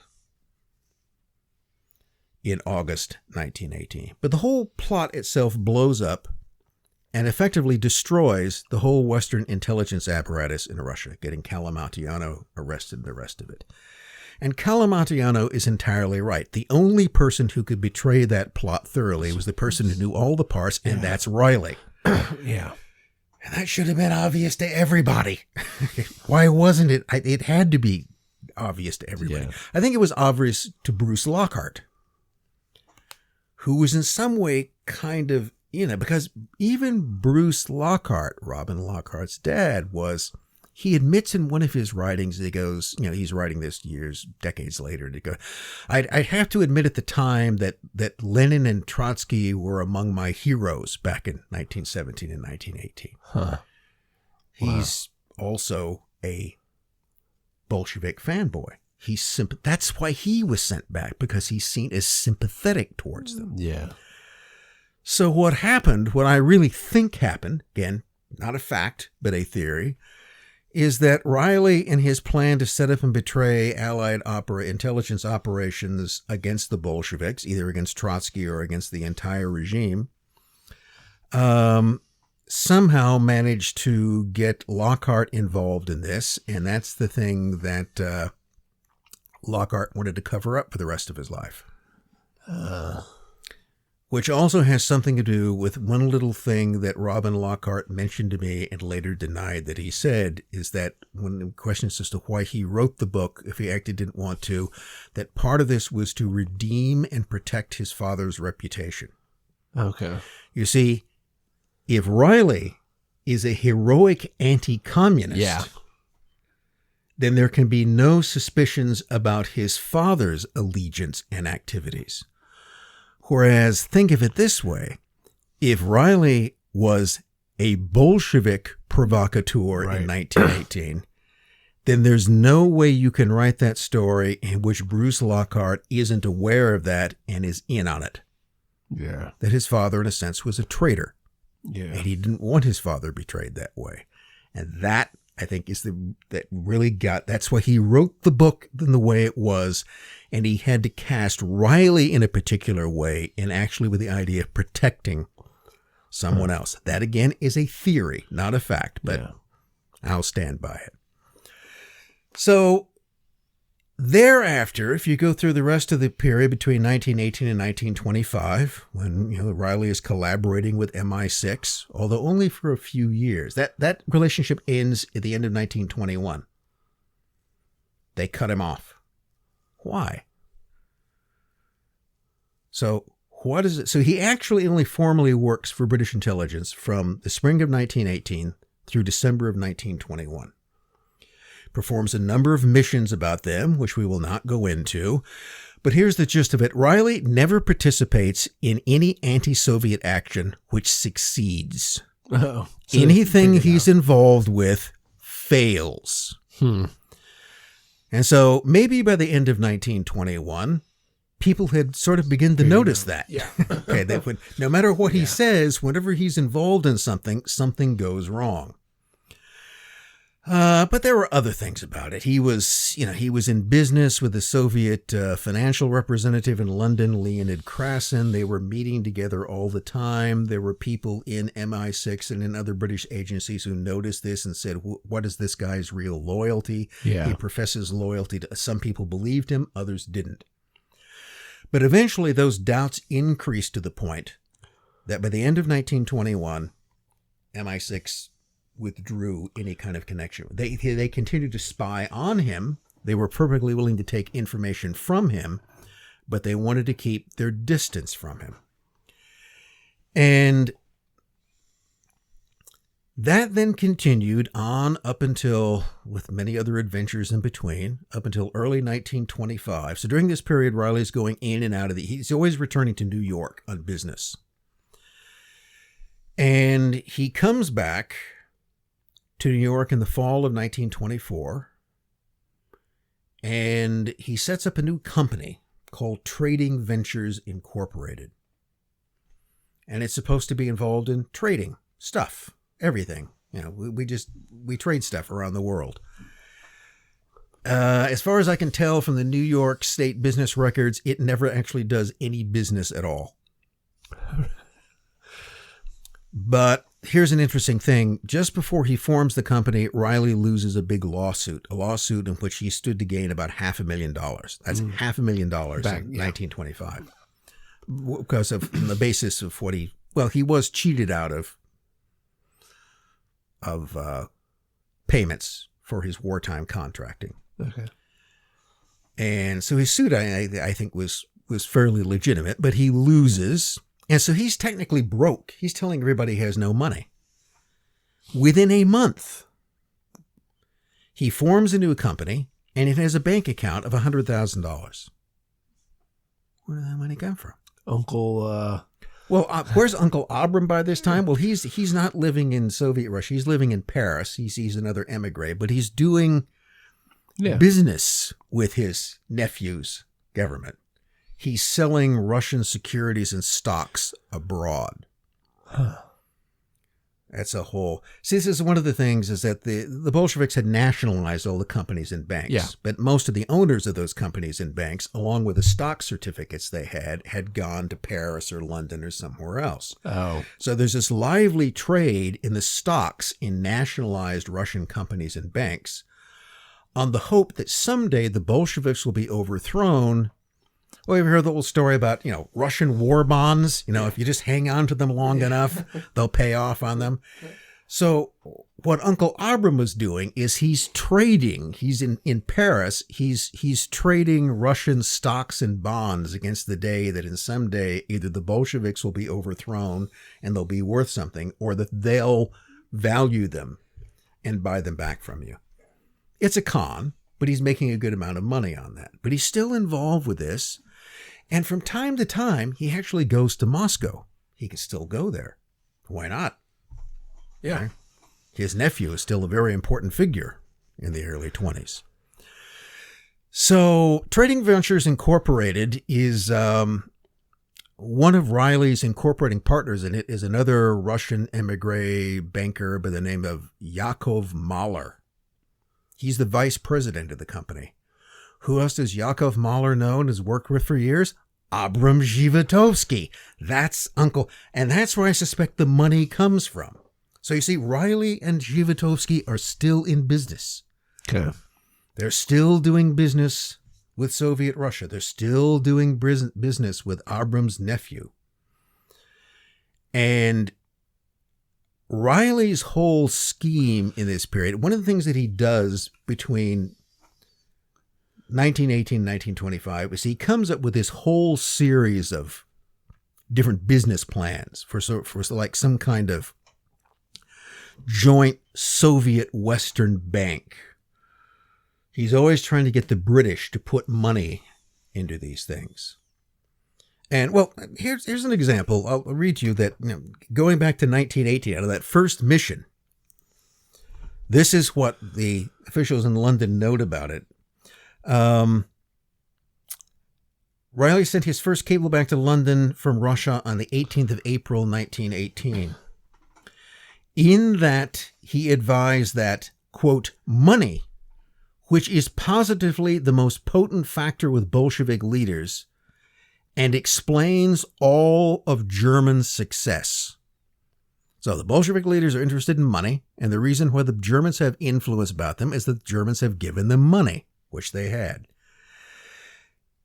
This may mean the expenditure of possibly £1 million sterling, and part of this may have to be expended without any real guarantee of success. So what do we need to do? Offer them more money than the Germans do. We are assured that this can be done with the tacit consent of certain influential Bolsheviks. That's what Reilly is reporting to London. Who could those certain influential Bolsheviks be? Who is he in contact with? Who is he meeting with? And a reply from MI6 headquarters in London dated the 20th of April characterized Reilly's message as very odd and all politics seemingly advising support of the Bolsheviks. See, it's all there. All you have to do, but people will not believe what is directly in front of them. Of course, he's always doing this, is I'm advising this because this will be our way of undermining them. No, he's running business for them. Yeah. Yeah. He is essentially a Soviet business operative in the West, and what he does is to constantly set up schemes that are going to bring Western money into Russia. I wonder if there's modern equivalents, so like with something like China or any kind of other. Probably. Yeah. It just seems if like there's money to be made, there right? will be. So Reilly he's not loyal to Britain. He's not loyal to capitalism. He's not loyal to the West. He is loyal, maybe most of all, to Zhivotovsky's nephew, to Trotsky, to the Bolsheviks more generally, and to Russia in an even more kind of general way. That's where his loyalties consistently lie. And the subsequent works published beginning with Lockhart's Ace of Spies and the television series and Book Sense all paint a completely false picture. Now, why do they do that? What is the, I mean, in Robin Lockhart's case, I think it was partly to protect his family, but if he was sort of encouraged to do this, well, how does this, let's sort of bring this story to an end. He sets up this new company in late 1924, and in early 1925, a correspondence begins with various people, all encouraging him to return to Russia, where minority interests in the existing government might. So the one of the ways this gets spun is that Reilly supposedly plotting with the White Russians, the monarchists and the rest, in order. he never has the slightest confidence in the monarchists. The one thing he says is the monarchist movement in Russia is dead. What he's talking about in early 1925 is doing the same thing in that certain influential people in the Soviet government would be amenable to lucrative, mutually profitable economic cooperation with the West. And one of the people that Reilly works most closely with in that regard, who has he made friends with in the interim? Who is one of his supporters in London? Winston Churchill. No, I'm not kidding. Reilly meets with Churchill. He's friends with Churchill. Churchill becomes one of his biggest supporters. Huh. And Reilly's one of the ones selling, and Churchill's the center of this whole group of British businessmen who, although capitalists, desperately want to do business with Soviet Russia. And that's what in early 1925, Reilly goes back to Russia to do. He goes back to set up a deal. And that's where either he is betrayed, arrested, and killed by someone. And here's one explanation for it. So what's going on in Russia in 1925? Lenin is dead, and a power struggle is now emerged between who? Trotsky and Stalin. And one of the things you find is that if they are to be believed, some of the Soviet reports about the decision as to whether or not Reilly comes back to Russia in the fall of 1925 on a mission to set up this deal. It's disguised in different ways, but that's what it's about. And a deal that will be profitable, particular to minority interests in the Soviet government, not to everybody.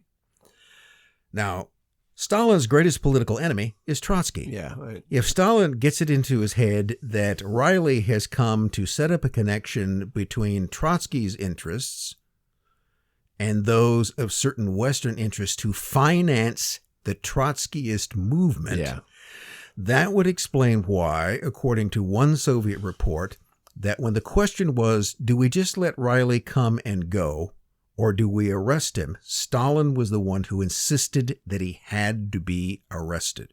Yeah. And that furthermore, he needed to be executed. When you said minority interest, that was the first thing I was thinking of was Trotsky. So if they shoot him in 1925, how do they shoot him again in 1927? I don't know. Okay. As to whether or not, again, whether people sort of covering for him. But it's the mysteries at both the beginning and the end. And so let's leave Reilly there for now. There's much more that could be said about him. If anybody is interested, we can go over him in more episodes. But this is the thing, is that the general standard story of this man is a lie. And that the real story is something else. So the next spy I want to talk about is a German, Kurt Albert Jahnke. And let's see if we can go through this a little more quickly. Jahnke is, I can tell you the day he was born and where he was born. He was born on the 17th of February, 1882, in a small town near what was then Gnesen, Germany, that was all part of former Eastern Germany. That's part of Poland today. His father was a minor landowner, probably one of the sort of very lower elements of the Prussian Junker class. So Jahnke is a Prussian, not just a German, but a Prussian. And he also seems to be an individual who, by his nature, is utterly unscrupulous and whose loyalties are generally up for sale, who, during the course of his espionage career, will spy for Germany. But he will also spy for the Soviets and the British and the Americans and possibly the Japanese. As one person concluded, Jahnke would spy for anyone who would pay him for the information he provided. But he plays an interesting, possibly quite important, if always murky role in affairs, especially in Germany in the 20s and in the 30s. He will later serve the Nazi regime, even though he hates Nazis. Which creates some troubles for him. So Jahnke seems to join the German Navy, the German Imperial Reichsmarine, in probably in the 1890s. And the first place we find him is in China in 1903, where he is working for the Chinese International Customs Service. So one of the things is that for various reasons, Chinese customs was basically under the control of the Western powers. And so so there's this early connection with China and the Far East. Here's an interesting detail. 1903 is the same year that the newly minted Sidney Reilly shows up in the Far East. So I'm always, and they're doing business in China, importing things, and Jahnke's working for the customs service. Did they meet? Maybe. I mean, it's a small world in some cases. But then he shows up again in 1909 in Detroit, Michigan. He crosses the Canadian border. I don't know how he got into Canada. There's no trace of him in terms of passenger records, but Kurt Jahnke crosses the Canadian border to Detroit, and he joins the U.S. Marines. He lies about his age. He makes himself 6 years younger.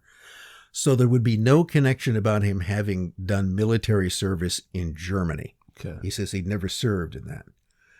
He's still in the German Navy. So he joins the U.S. Marines. He's stationed to Mare Island Naval Shipyard near San Francisco, part of the Marine garrison there. But then he later goes to Pearl Harbor, and then he goes to Manila in the Philippines. Mm-hmm. He goes to two of the most important American naval bases in the Pacific, which the German Navy is very interested in. And he sends them detailed reports on both of those places, all the fortifications, all the systems. This is what he's doing. He's a spy for the German Navy who joins the Marines in order to spy upon Manila and Pearl Harbor. But he's only in the Marines for about a year because at the end of in early 1910, he's given a medical discharge for malaria. Okay. Now, as he will later explain it, he had contracted malaria in China some years earlier. And he was pretty sure that once he got back into the tropics, the malaria would reoccur, and that would be his ticket out of the Marines. But he was there long enough, and he got a good conduct. He was a good Marine, even though he was a German spy. So he gets out on a medical discharge, but then hangs around in the U.S. in the years following that. He's mostly in San Francisco. And at some point, and this is one of those things that no one is ever really clear on, he seems to work for either the American Customs Service, maybe because he has some backgrounds in that, or for American immigration. But he also becomes involved in something else. He becomes involved in smuggling. So it's pretty well documented that in the pre-war years, he is involved in the smuggling of cigars and opium. The opium I get, the cigars not so much. Mm-hmm. But also something else. He's made contacts in China. There are lots of Chinese in San Francisco and California. They die.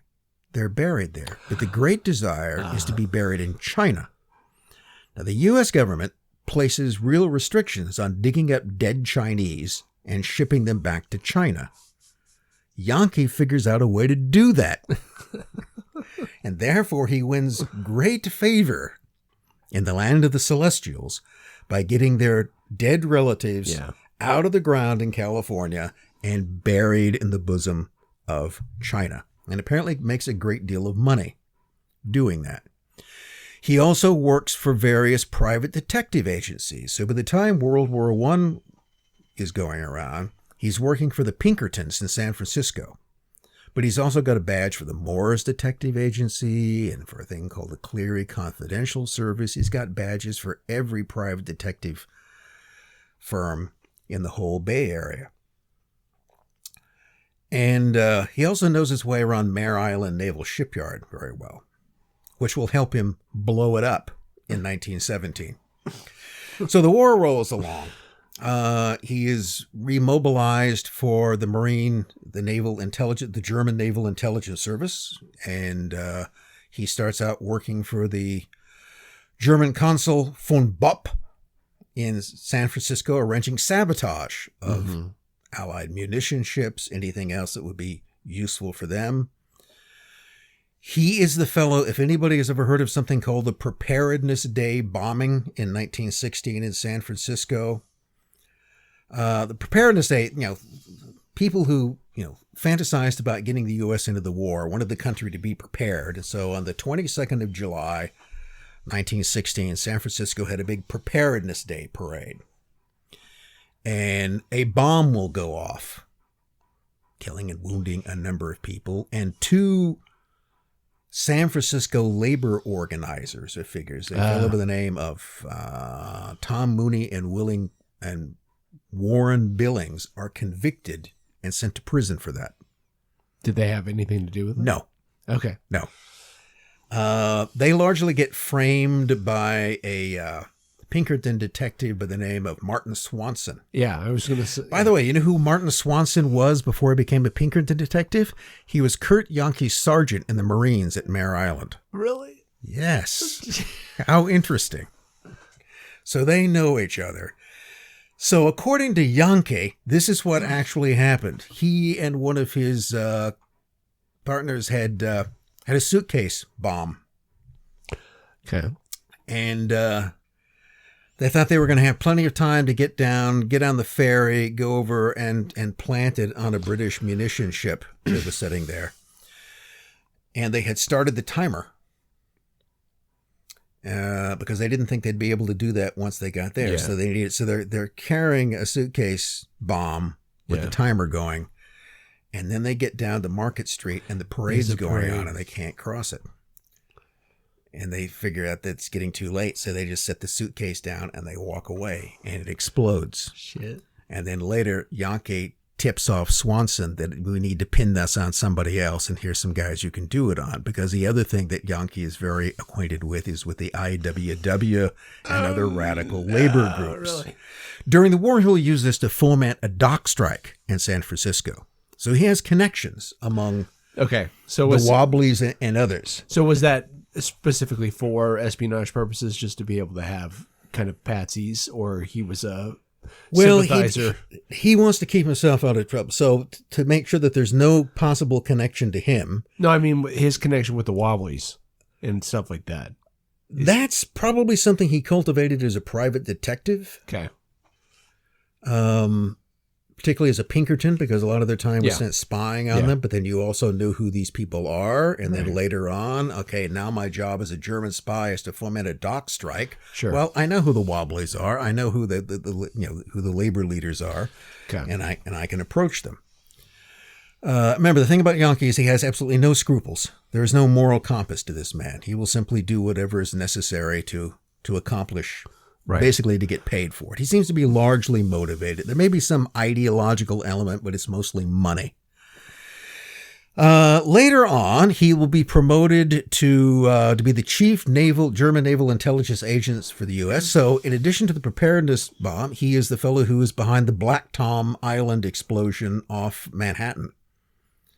The destruction of $22 million worth of Allied, but Russian munitions.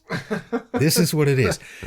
Okay, and that Black Tom Island is full of American manufactured munitions, artillery shells, mostly, and small arms ammunition manufactured in the U.S. for the Russian Imperial Army under contracts negotiated by Sidney Reilly.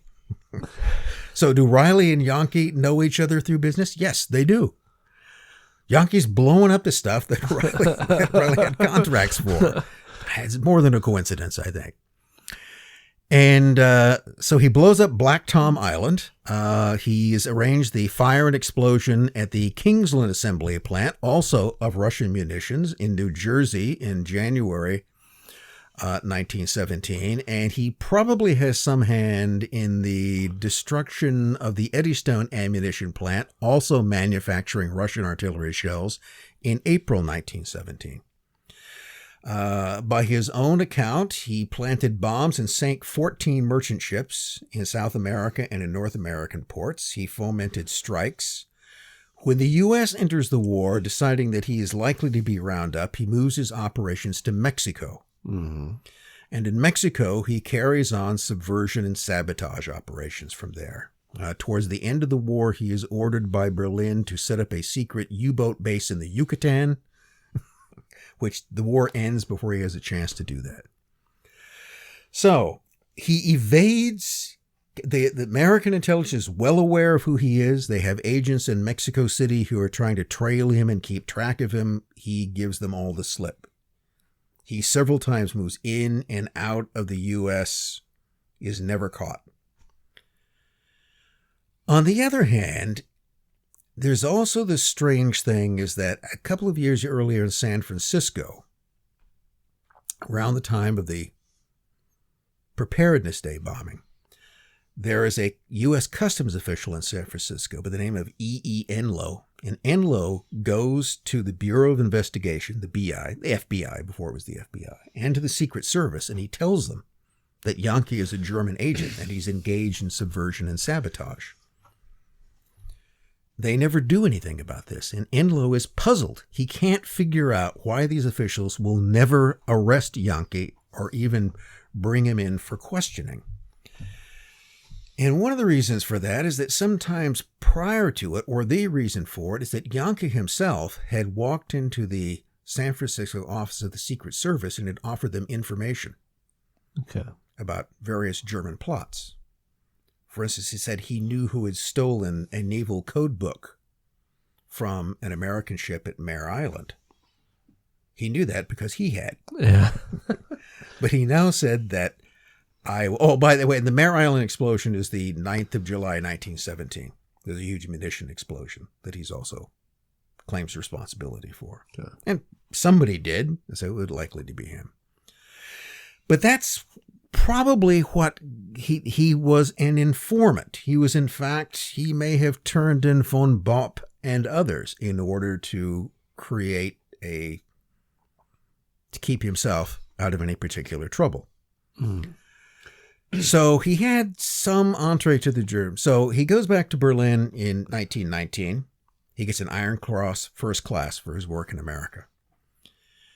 And he is then subsequently enlisted as part of the Black or the Schwarze Reichswehr.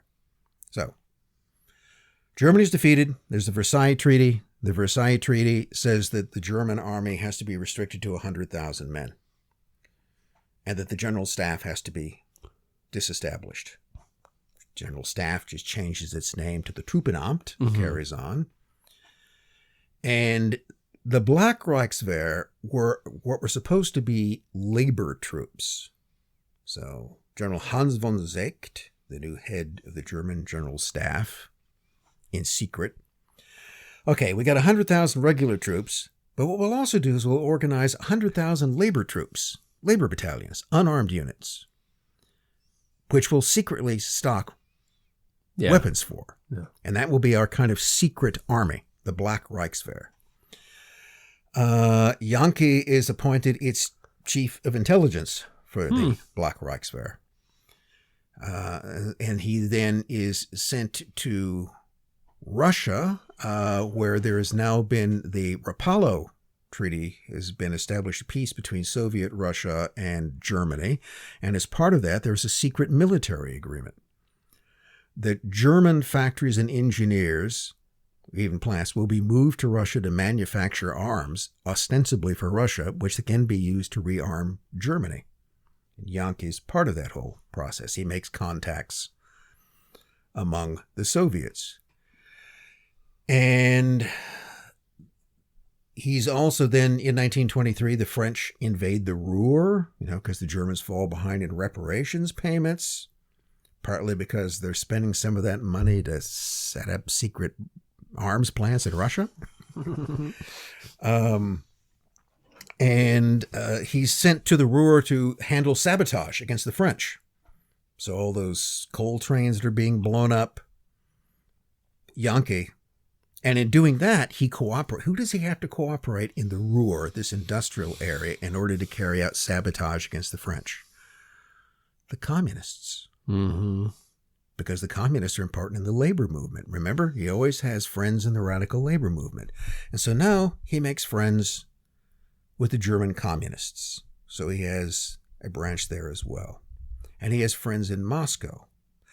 And that's why in 1925, when he is approached by the Soviet Military Intelligence, or GRU, to work for them, he agrees.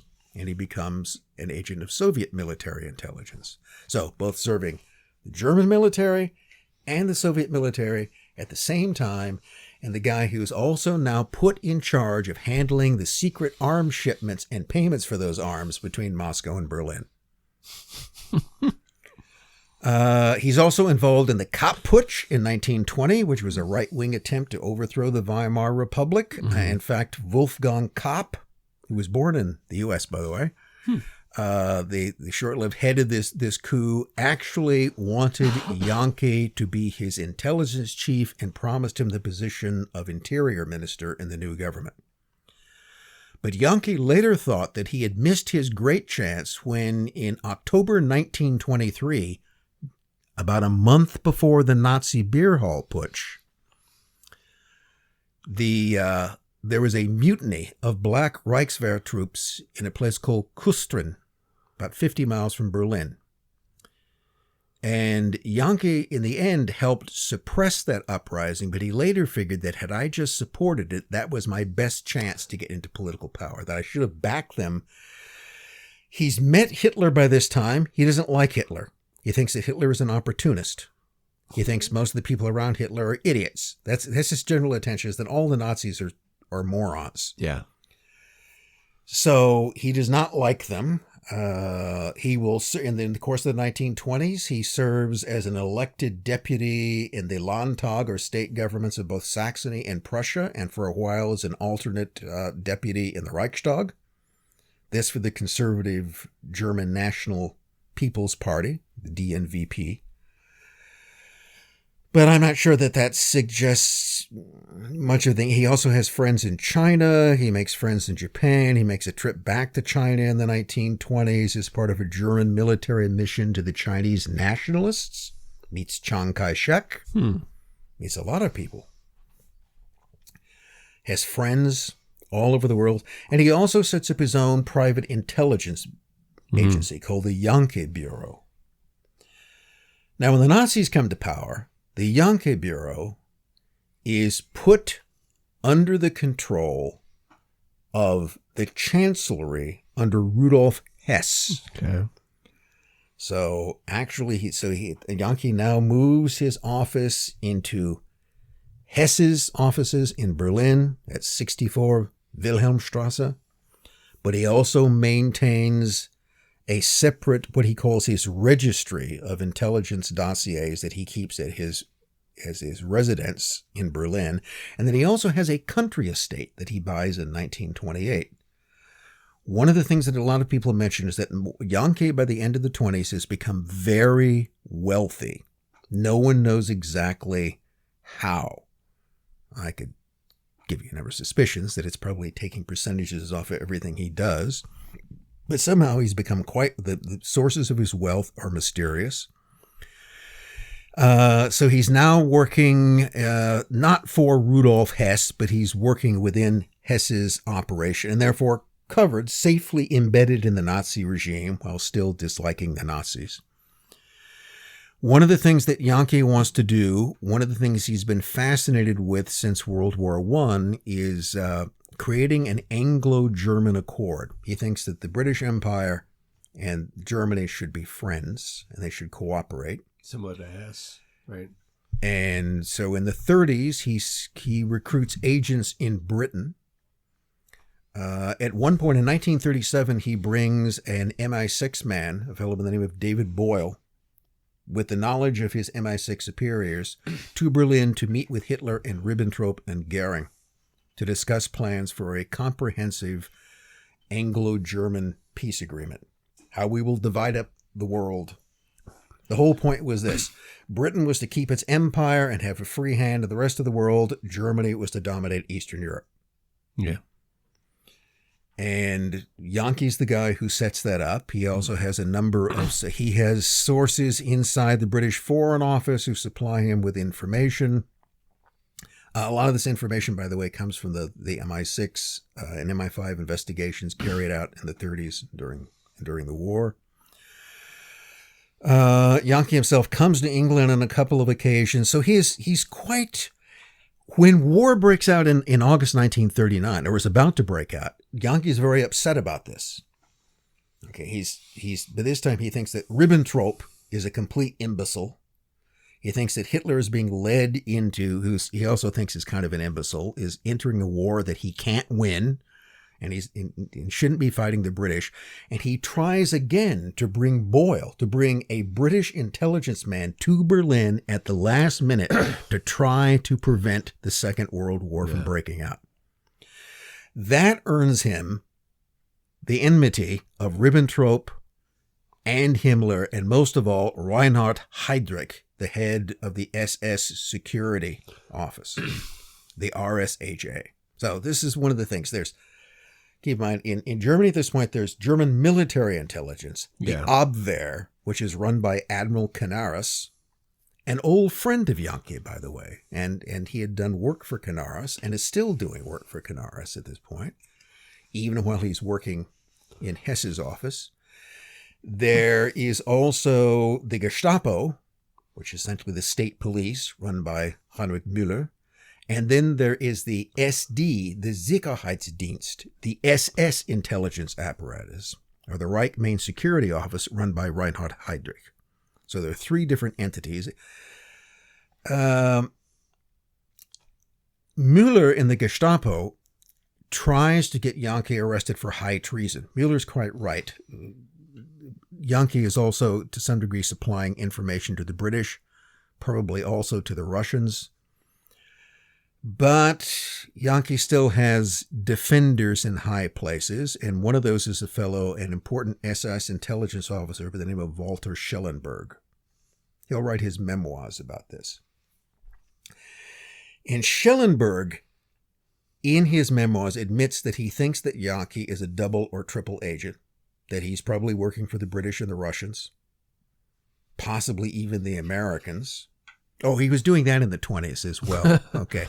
Should go back. In 1920, Jahnke goes to the office of the American military representative in Berlin and offers his service as an informant on German political and military matters. And the Americans take him up on it.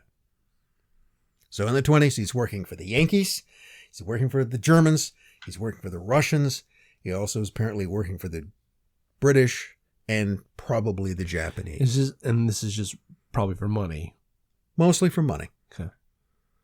I mean, it doesn't appear that Müller thought that Jahnke was secretly a communist. I don't think he was. I think he was perfectly willing to do business with the communists. Yeah. So he almost gets arrested for high treason, but Schellenberg thinks that he's too useful not to use, and so he brings him into the SS intelligence apparatus, into a thing called Amt or Office 6, which is foreign intelligence, SD Ausland. And he is useful in that regard. He has contacts all over the place. He has contacts with the Chinese. During the war, Jahnke single-handedly tries to negotiate a peace between Japan and China, using contact with Chiang Kai-shek, putting him in contact with Japanese military representatives. Eventually, Hitler puts an end to that, but that was one of the things that he was trying to do. He's also involved with Canaris and the Abwehr. There's a thing called the Brandenburg Unit.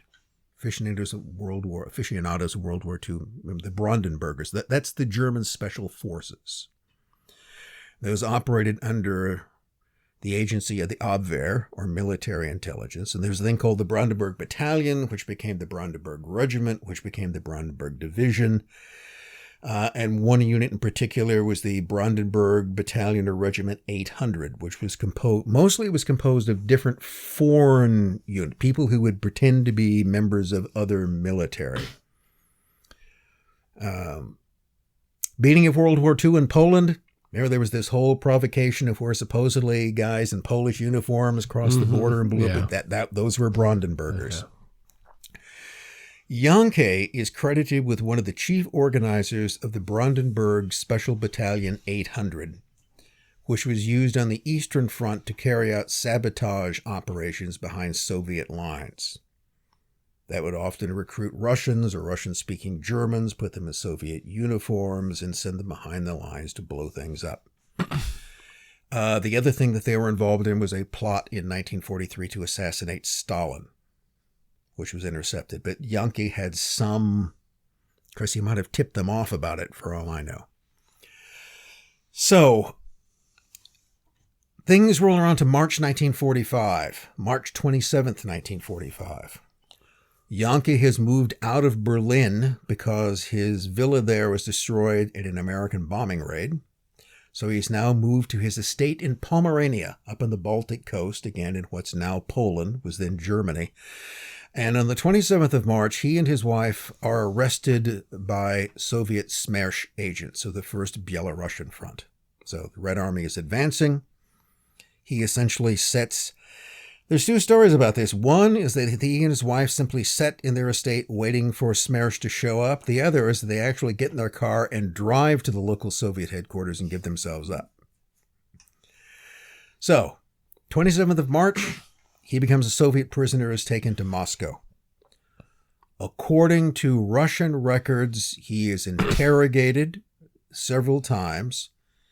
And then on the 22nd of April, 1950, is sentenced to death and executed the same day. So he's a Soviet prisoner for 5 years. He gives a very interesting statement about all the various things that he did in his career going back to World War I. And one little thing that he adds in this, which he had probably told the Germans as well, but the Germans had covered this up, is that people interested in U.S. naval history will note that the only significant U.S. naval ship lost in World War I was the USS San Diego, a cruiser which sank in July 1918 off the south shore of Long Island. And the assumption has always been that it hit a mine laid there by a German U-boat, which may be true. But Jahnke had a different story. It was a bomb that he had planted aboard it when it was being worked on in Portsmouth Naval Yard a couple of weeks before. So Jahnke, true or not, claimed responsibility for sinking the USS San Diego. That has spawned controversy in some naval quarters, whether it was the sub and the mine. What I like to think is that he planted a bomb aboard it and then it hit a mine. I mean, who's to say that both of those things could? Yeah. Either way, he could take credit for it. But this, Jahnke is an amazing character because he's connected to so many people, involved in so many things, and you only kind of know the half of it. But, so remember, according to the official Russian record, with Stalin's signature on the execution list, he was executed in early 1950. Now, on the other hand, in the British-occupied area of Germany after the war in 1949, Kurt Albert Jahnke, or someone claiming to be Kurt Albert Jahnke, took out a notice in the local paper announcing his return from Russia and that he would henceforth be living in Berlin and doing business. Now, that wasn't uncommon because a lot of people, prisoners of war and others, were coming out, and it was common for people to publish a news saying, I'm still alive, and trying to find out who else is still alive. Well, so who was that? I mean, he's supposedly still in prison, so how could he be in Hanover in 1949 saying he was still there? Was this some sort of insidious commie trick? Well, then, both the Americans and the Brits, the Western Allies, find that he's living in Potsdam in East Germany in 1952, and that furthermore, he is a member of the new German-Soviet Friendship Society. He's also engaged in arms dealing. I was going to say, he cut a deal, didn't he? Okay. Yeah. And then in 1954, there's yet a third confirmation that, yes, he is still living in East Germany, and he has apparently entered in to become a consultant to the new East German secret police, our friends, the Stasi. So according to that story, he dies somewhere in East Berlin in 1963. Or he was shot in Moscow in 1950, or something in between. So the last character I want to look at, which I bet most people haven't heard of. Now, one thing you probably have heard of, though, is you've heard of the Manhattan Project, the atomic bomb project, secret. And you probably heard that there were Soviet spies who infiltrated that. Klaus Fuchs being the most famous, maybe Robert Oppenheimer, although probably not. But there's always that kind of suspicion. But yes, it was penetrated by Soviet intelligence, who managed to get the key elements in terms of how to make an atom bomb. But one of the also critical atom spies, maybe the first, was a fellow by the name of Arthur Adams. And Arthur Alexandrovich Adams. So, according to the story that he even told the KGB, his father was a Swedish engineer married to a Russian Jewish woman, that Arthur had been born in Sweden in the 1880s. His father had died early on, and then he had moved back to St. Petersburg with his mother. She had then died, and he'd been raised by relatives. He had two brothers, George and Bernard. He became a Bolshevik around 1905. As a teenager, he became involved in revolutionary activity. He had attended at the same time the Imperial Russian Navy torpedo and mechanics school, and learned, I guess, how to make torpedoes. He'd learned something about mechanics. And then he had, around 1909 or 1910, come to the United States from South America.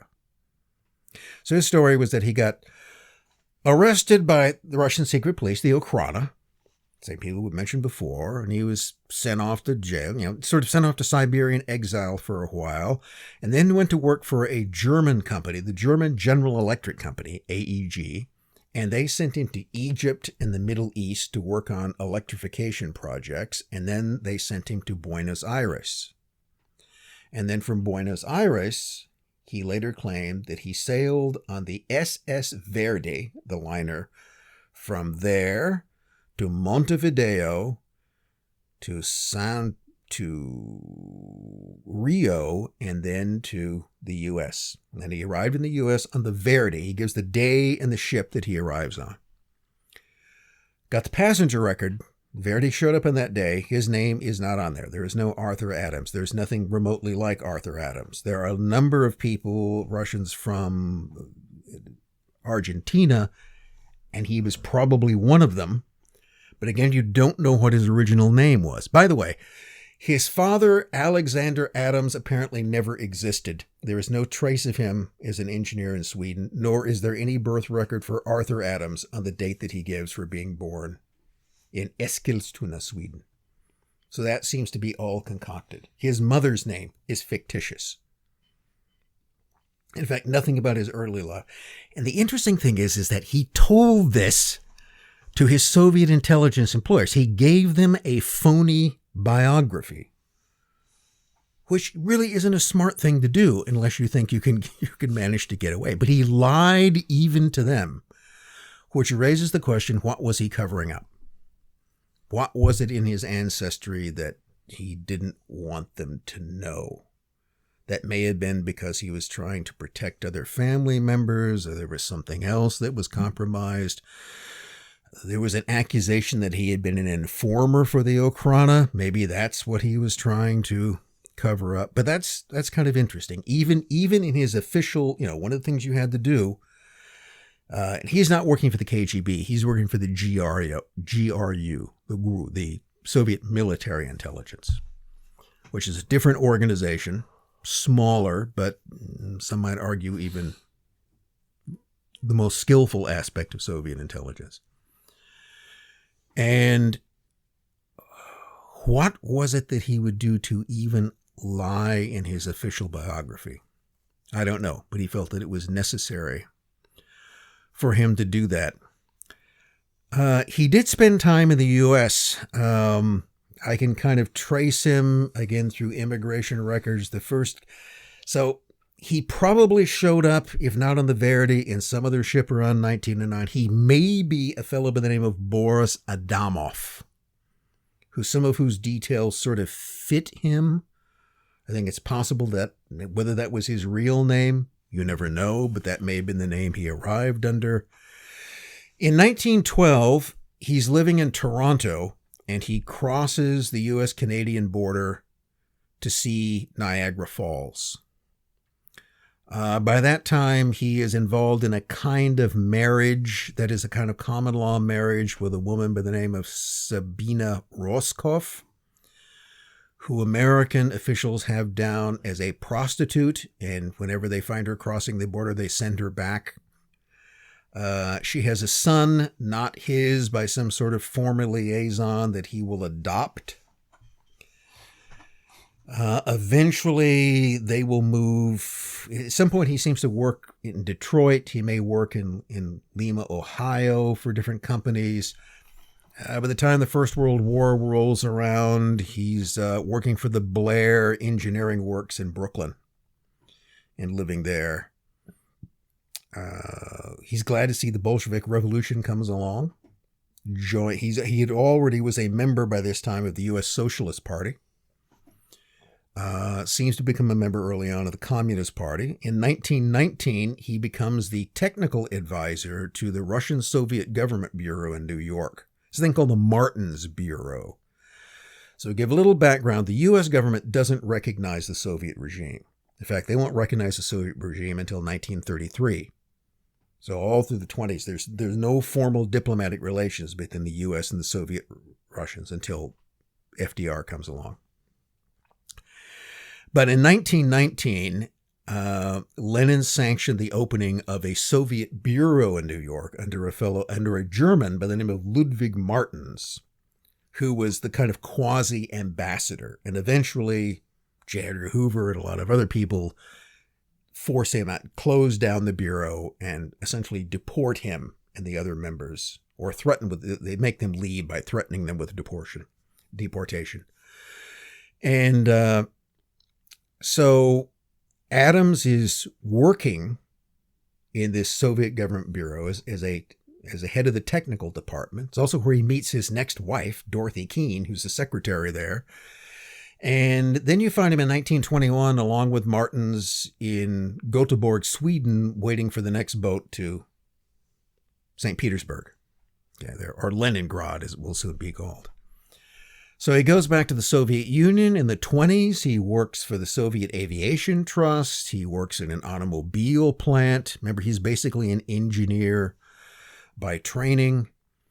And then beginning in the late 20s, he makes various return trips to the U.S., largely as on purchasing missions. So that's in 1927. He's back again in 1928. He'll tell slightly different, sometimes he says he had been in the U.S. before. Sometimes he says he hasn't. He'll give different stories. He variously describes himself as of Swedish, Russian, Polish, Finnish, or Estonian birth. So that those will tend to change as it goes through. He eventually, it's back again in the early 30s, buying aircraft engines. Okay. See, the Americans made really good, the Liberty engine was considered to be a really good engine. And so he would come over and they would buy samples and take back to Russia and then copy it. I mean, they would try to build them under license if they could, but if they couldn't, they would just get a hold of them. So that's part of what his job was to acquire military technology and take it back. This is what's leading him towards his his role eventually as an atom spy. I think it's also around this time that he invents a whole new Canadian background for himself. He gets a fellow to claim that he is his uncle, and this is his sister's kid, and that he was born in Canada, so now he's a Canadian businessman. Just made up out of nothing. He knows a lot of people in both the Canadian and American Communist Party, both overt and covert. In the 30s, he works for various companies in New York and elsewhere. One is a guy who owns a record store, okay, which is a front for Soviet intelligence operations, who would suspect a record store as being part of it. Also works for an electronics firm. And this is one of the things, is that during the 30s, and this isn't unique to the Soviets, but very often you would sort of you would buy legitimate companies and run them, and these would be fronts. One was a travel agency. I mean, that's great. You're arranging foreign travel, and you're constantly getting visas and passports for people, all as part of this.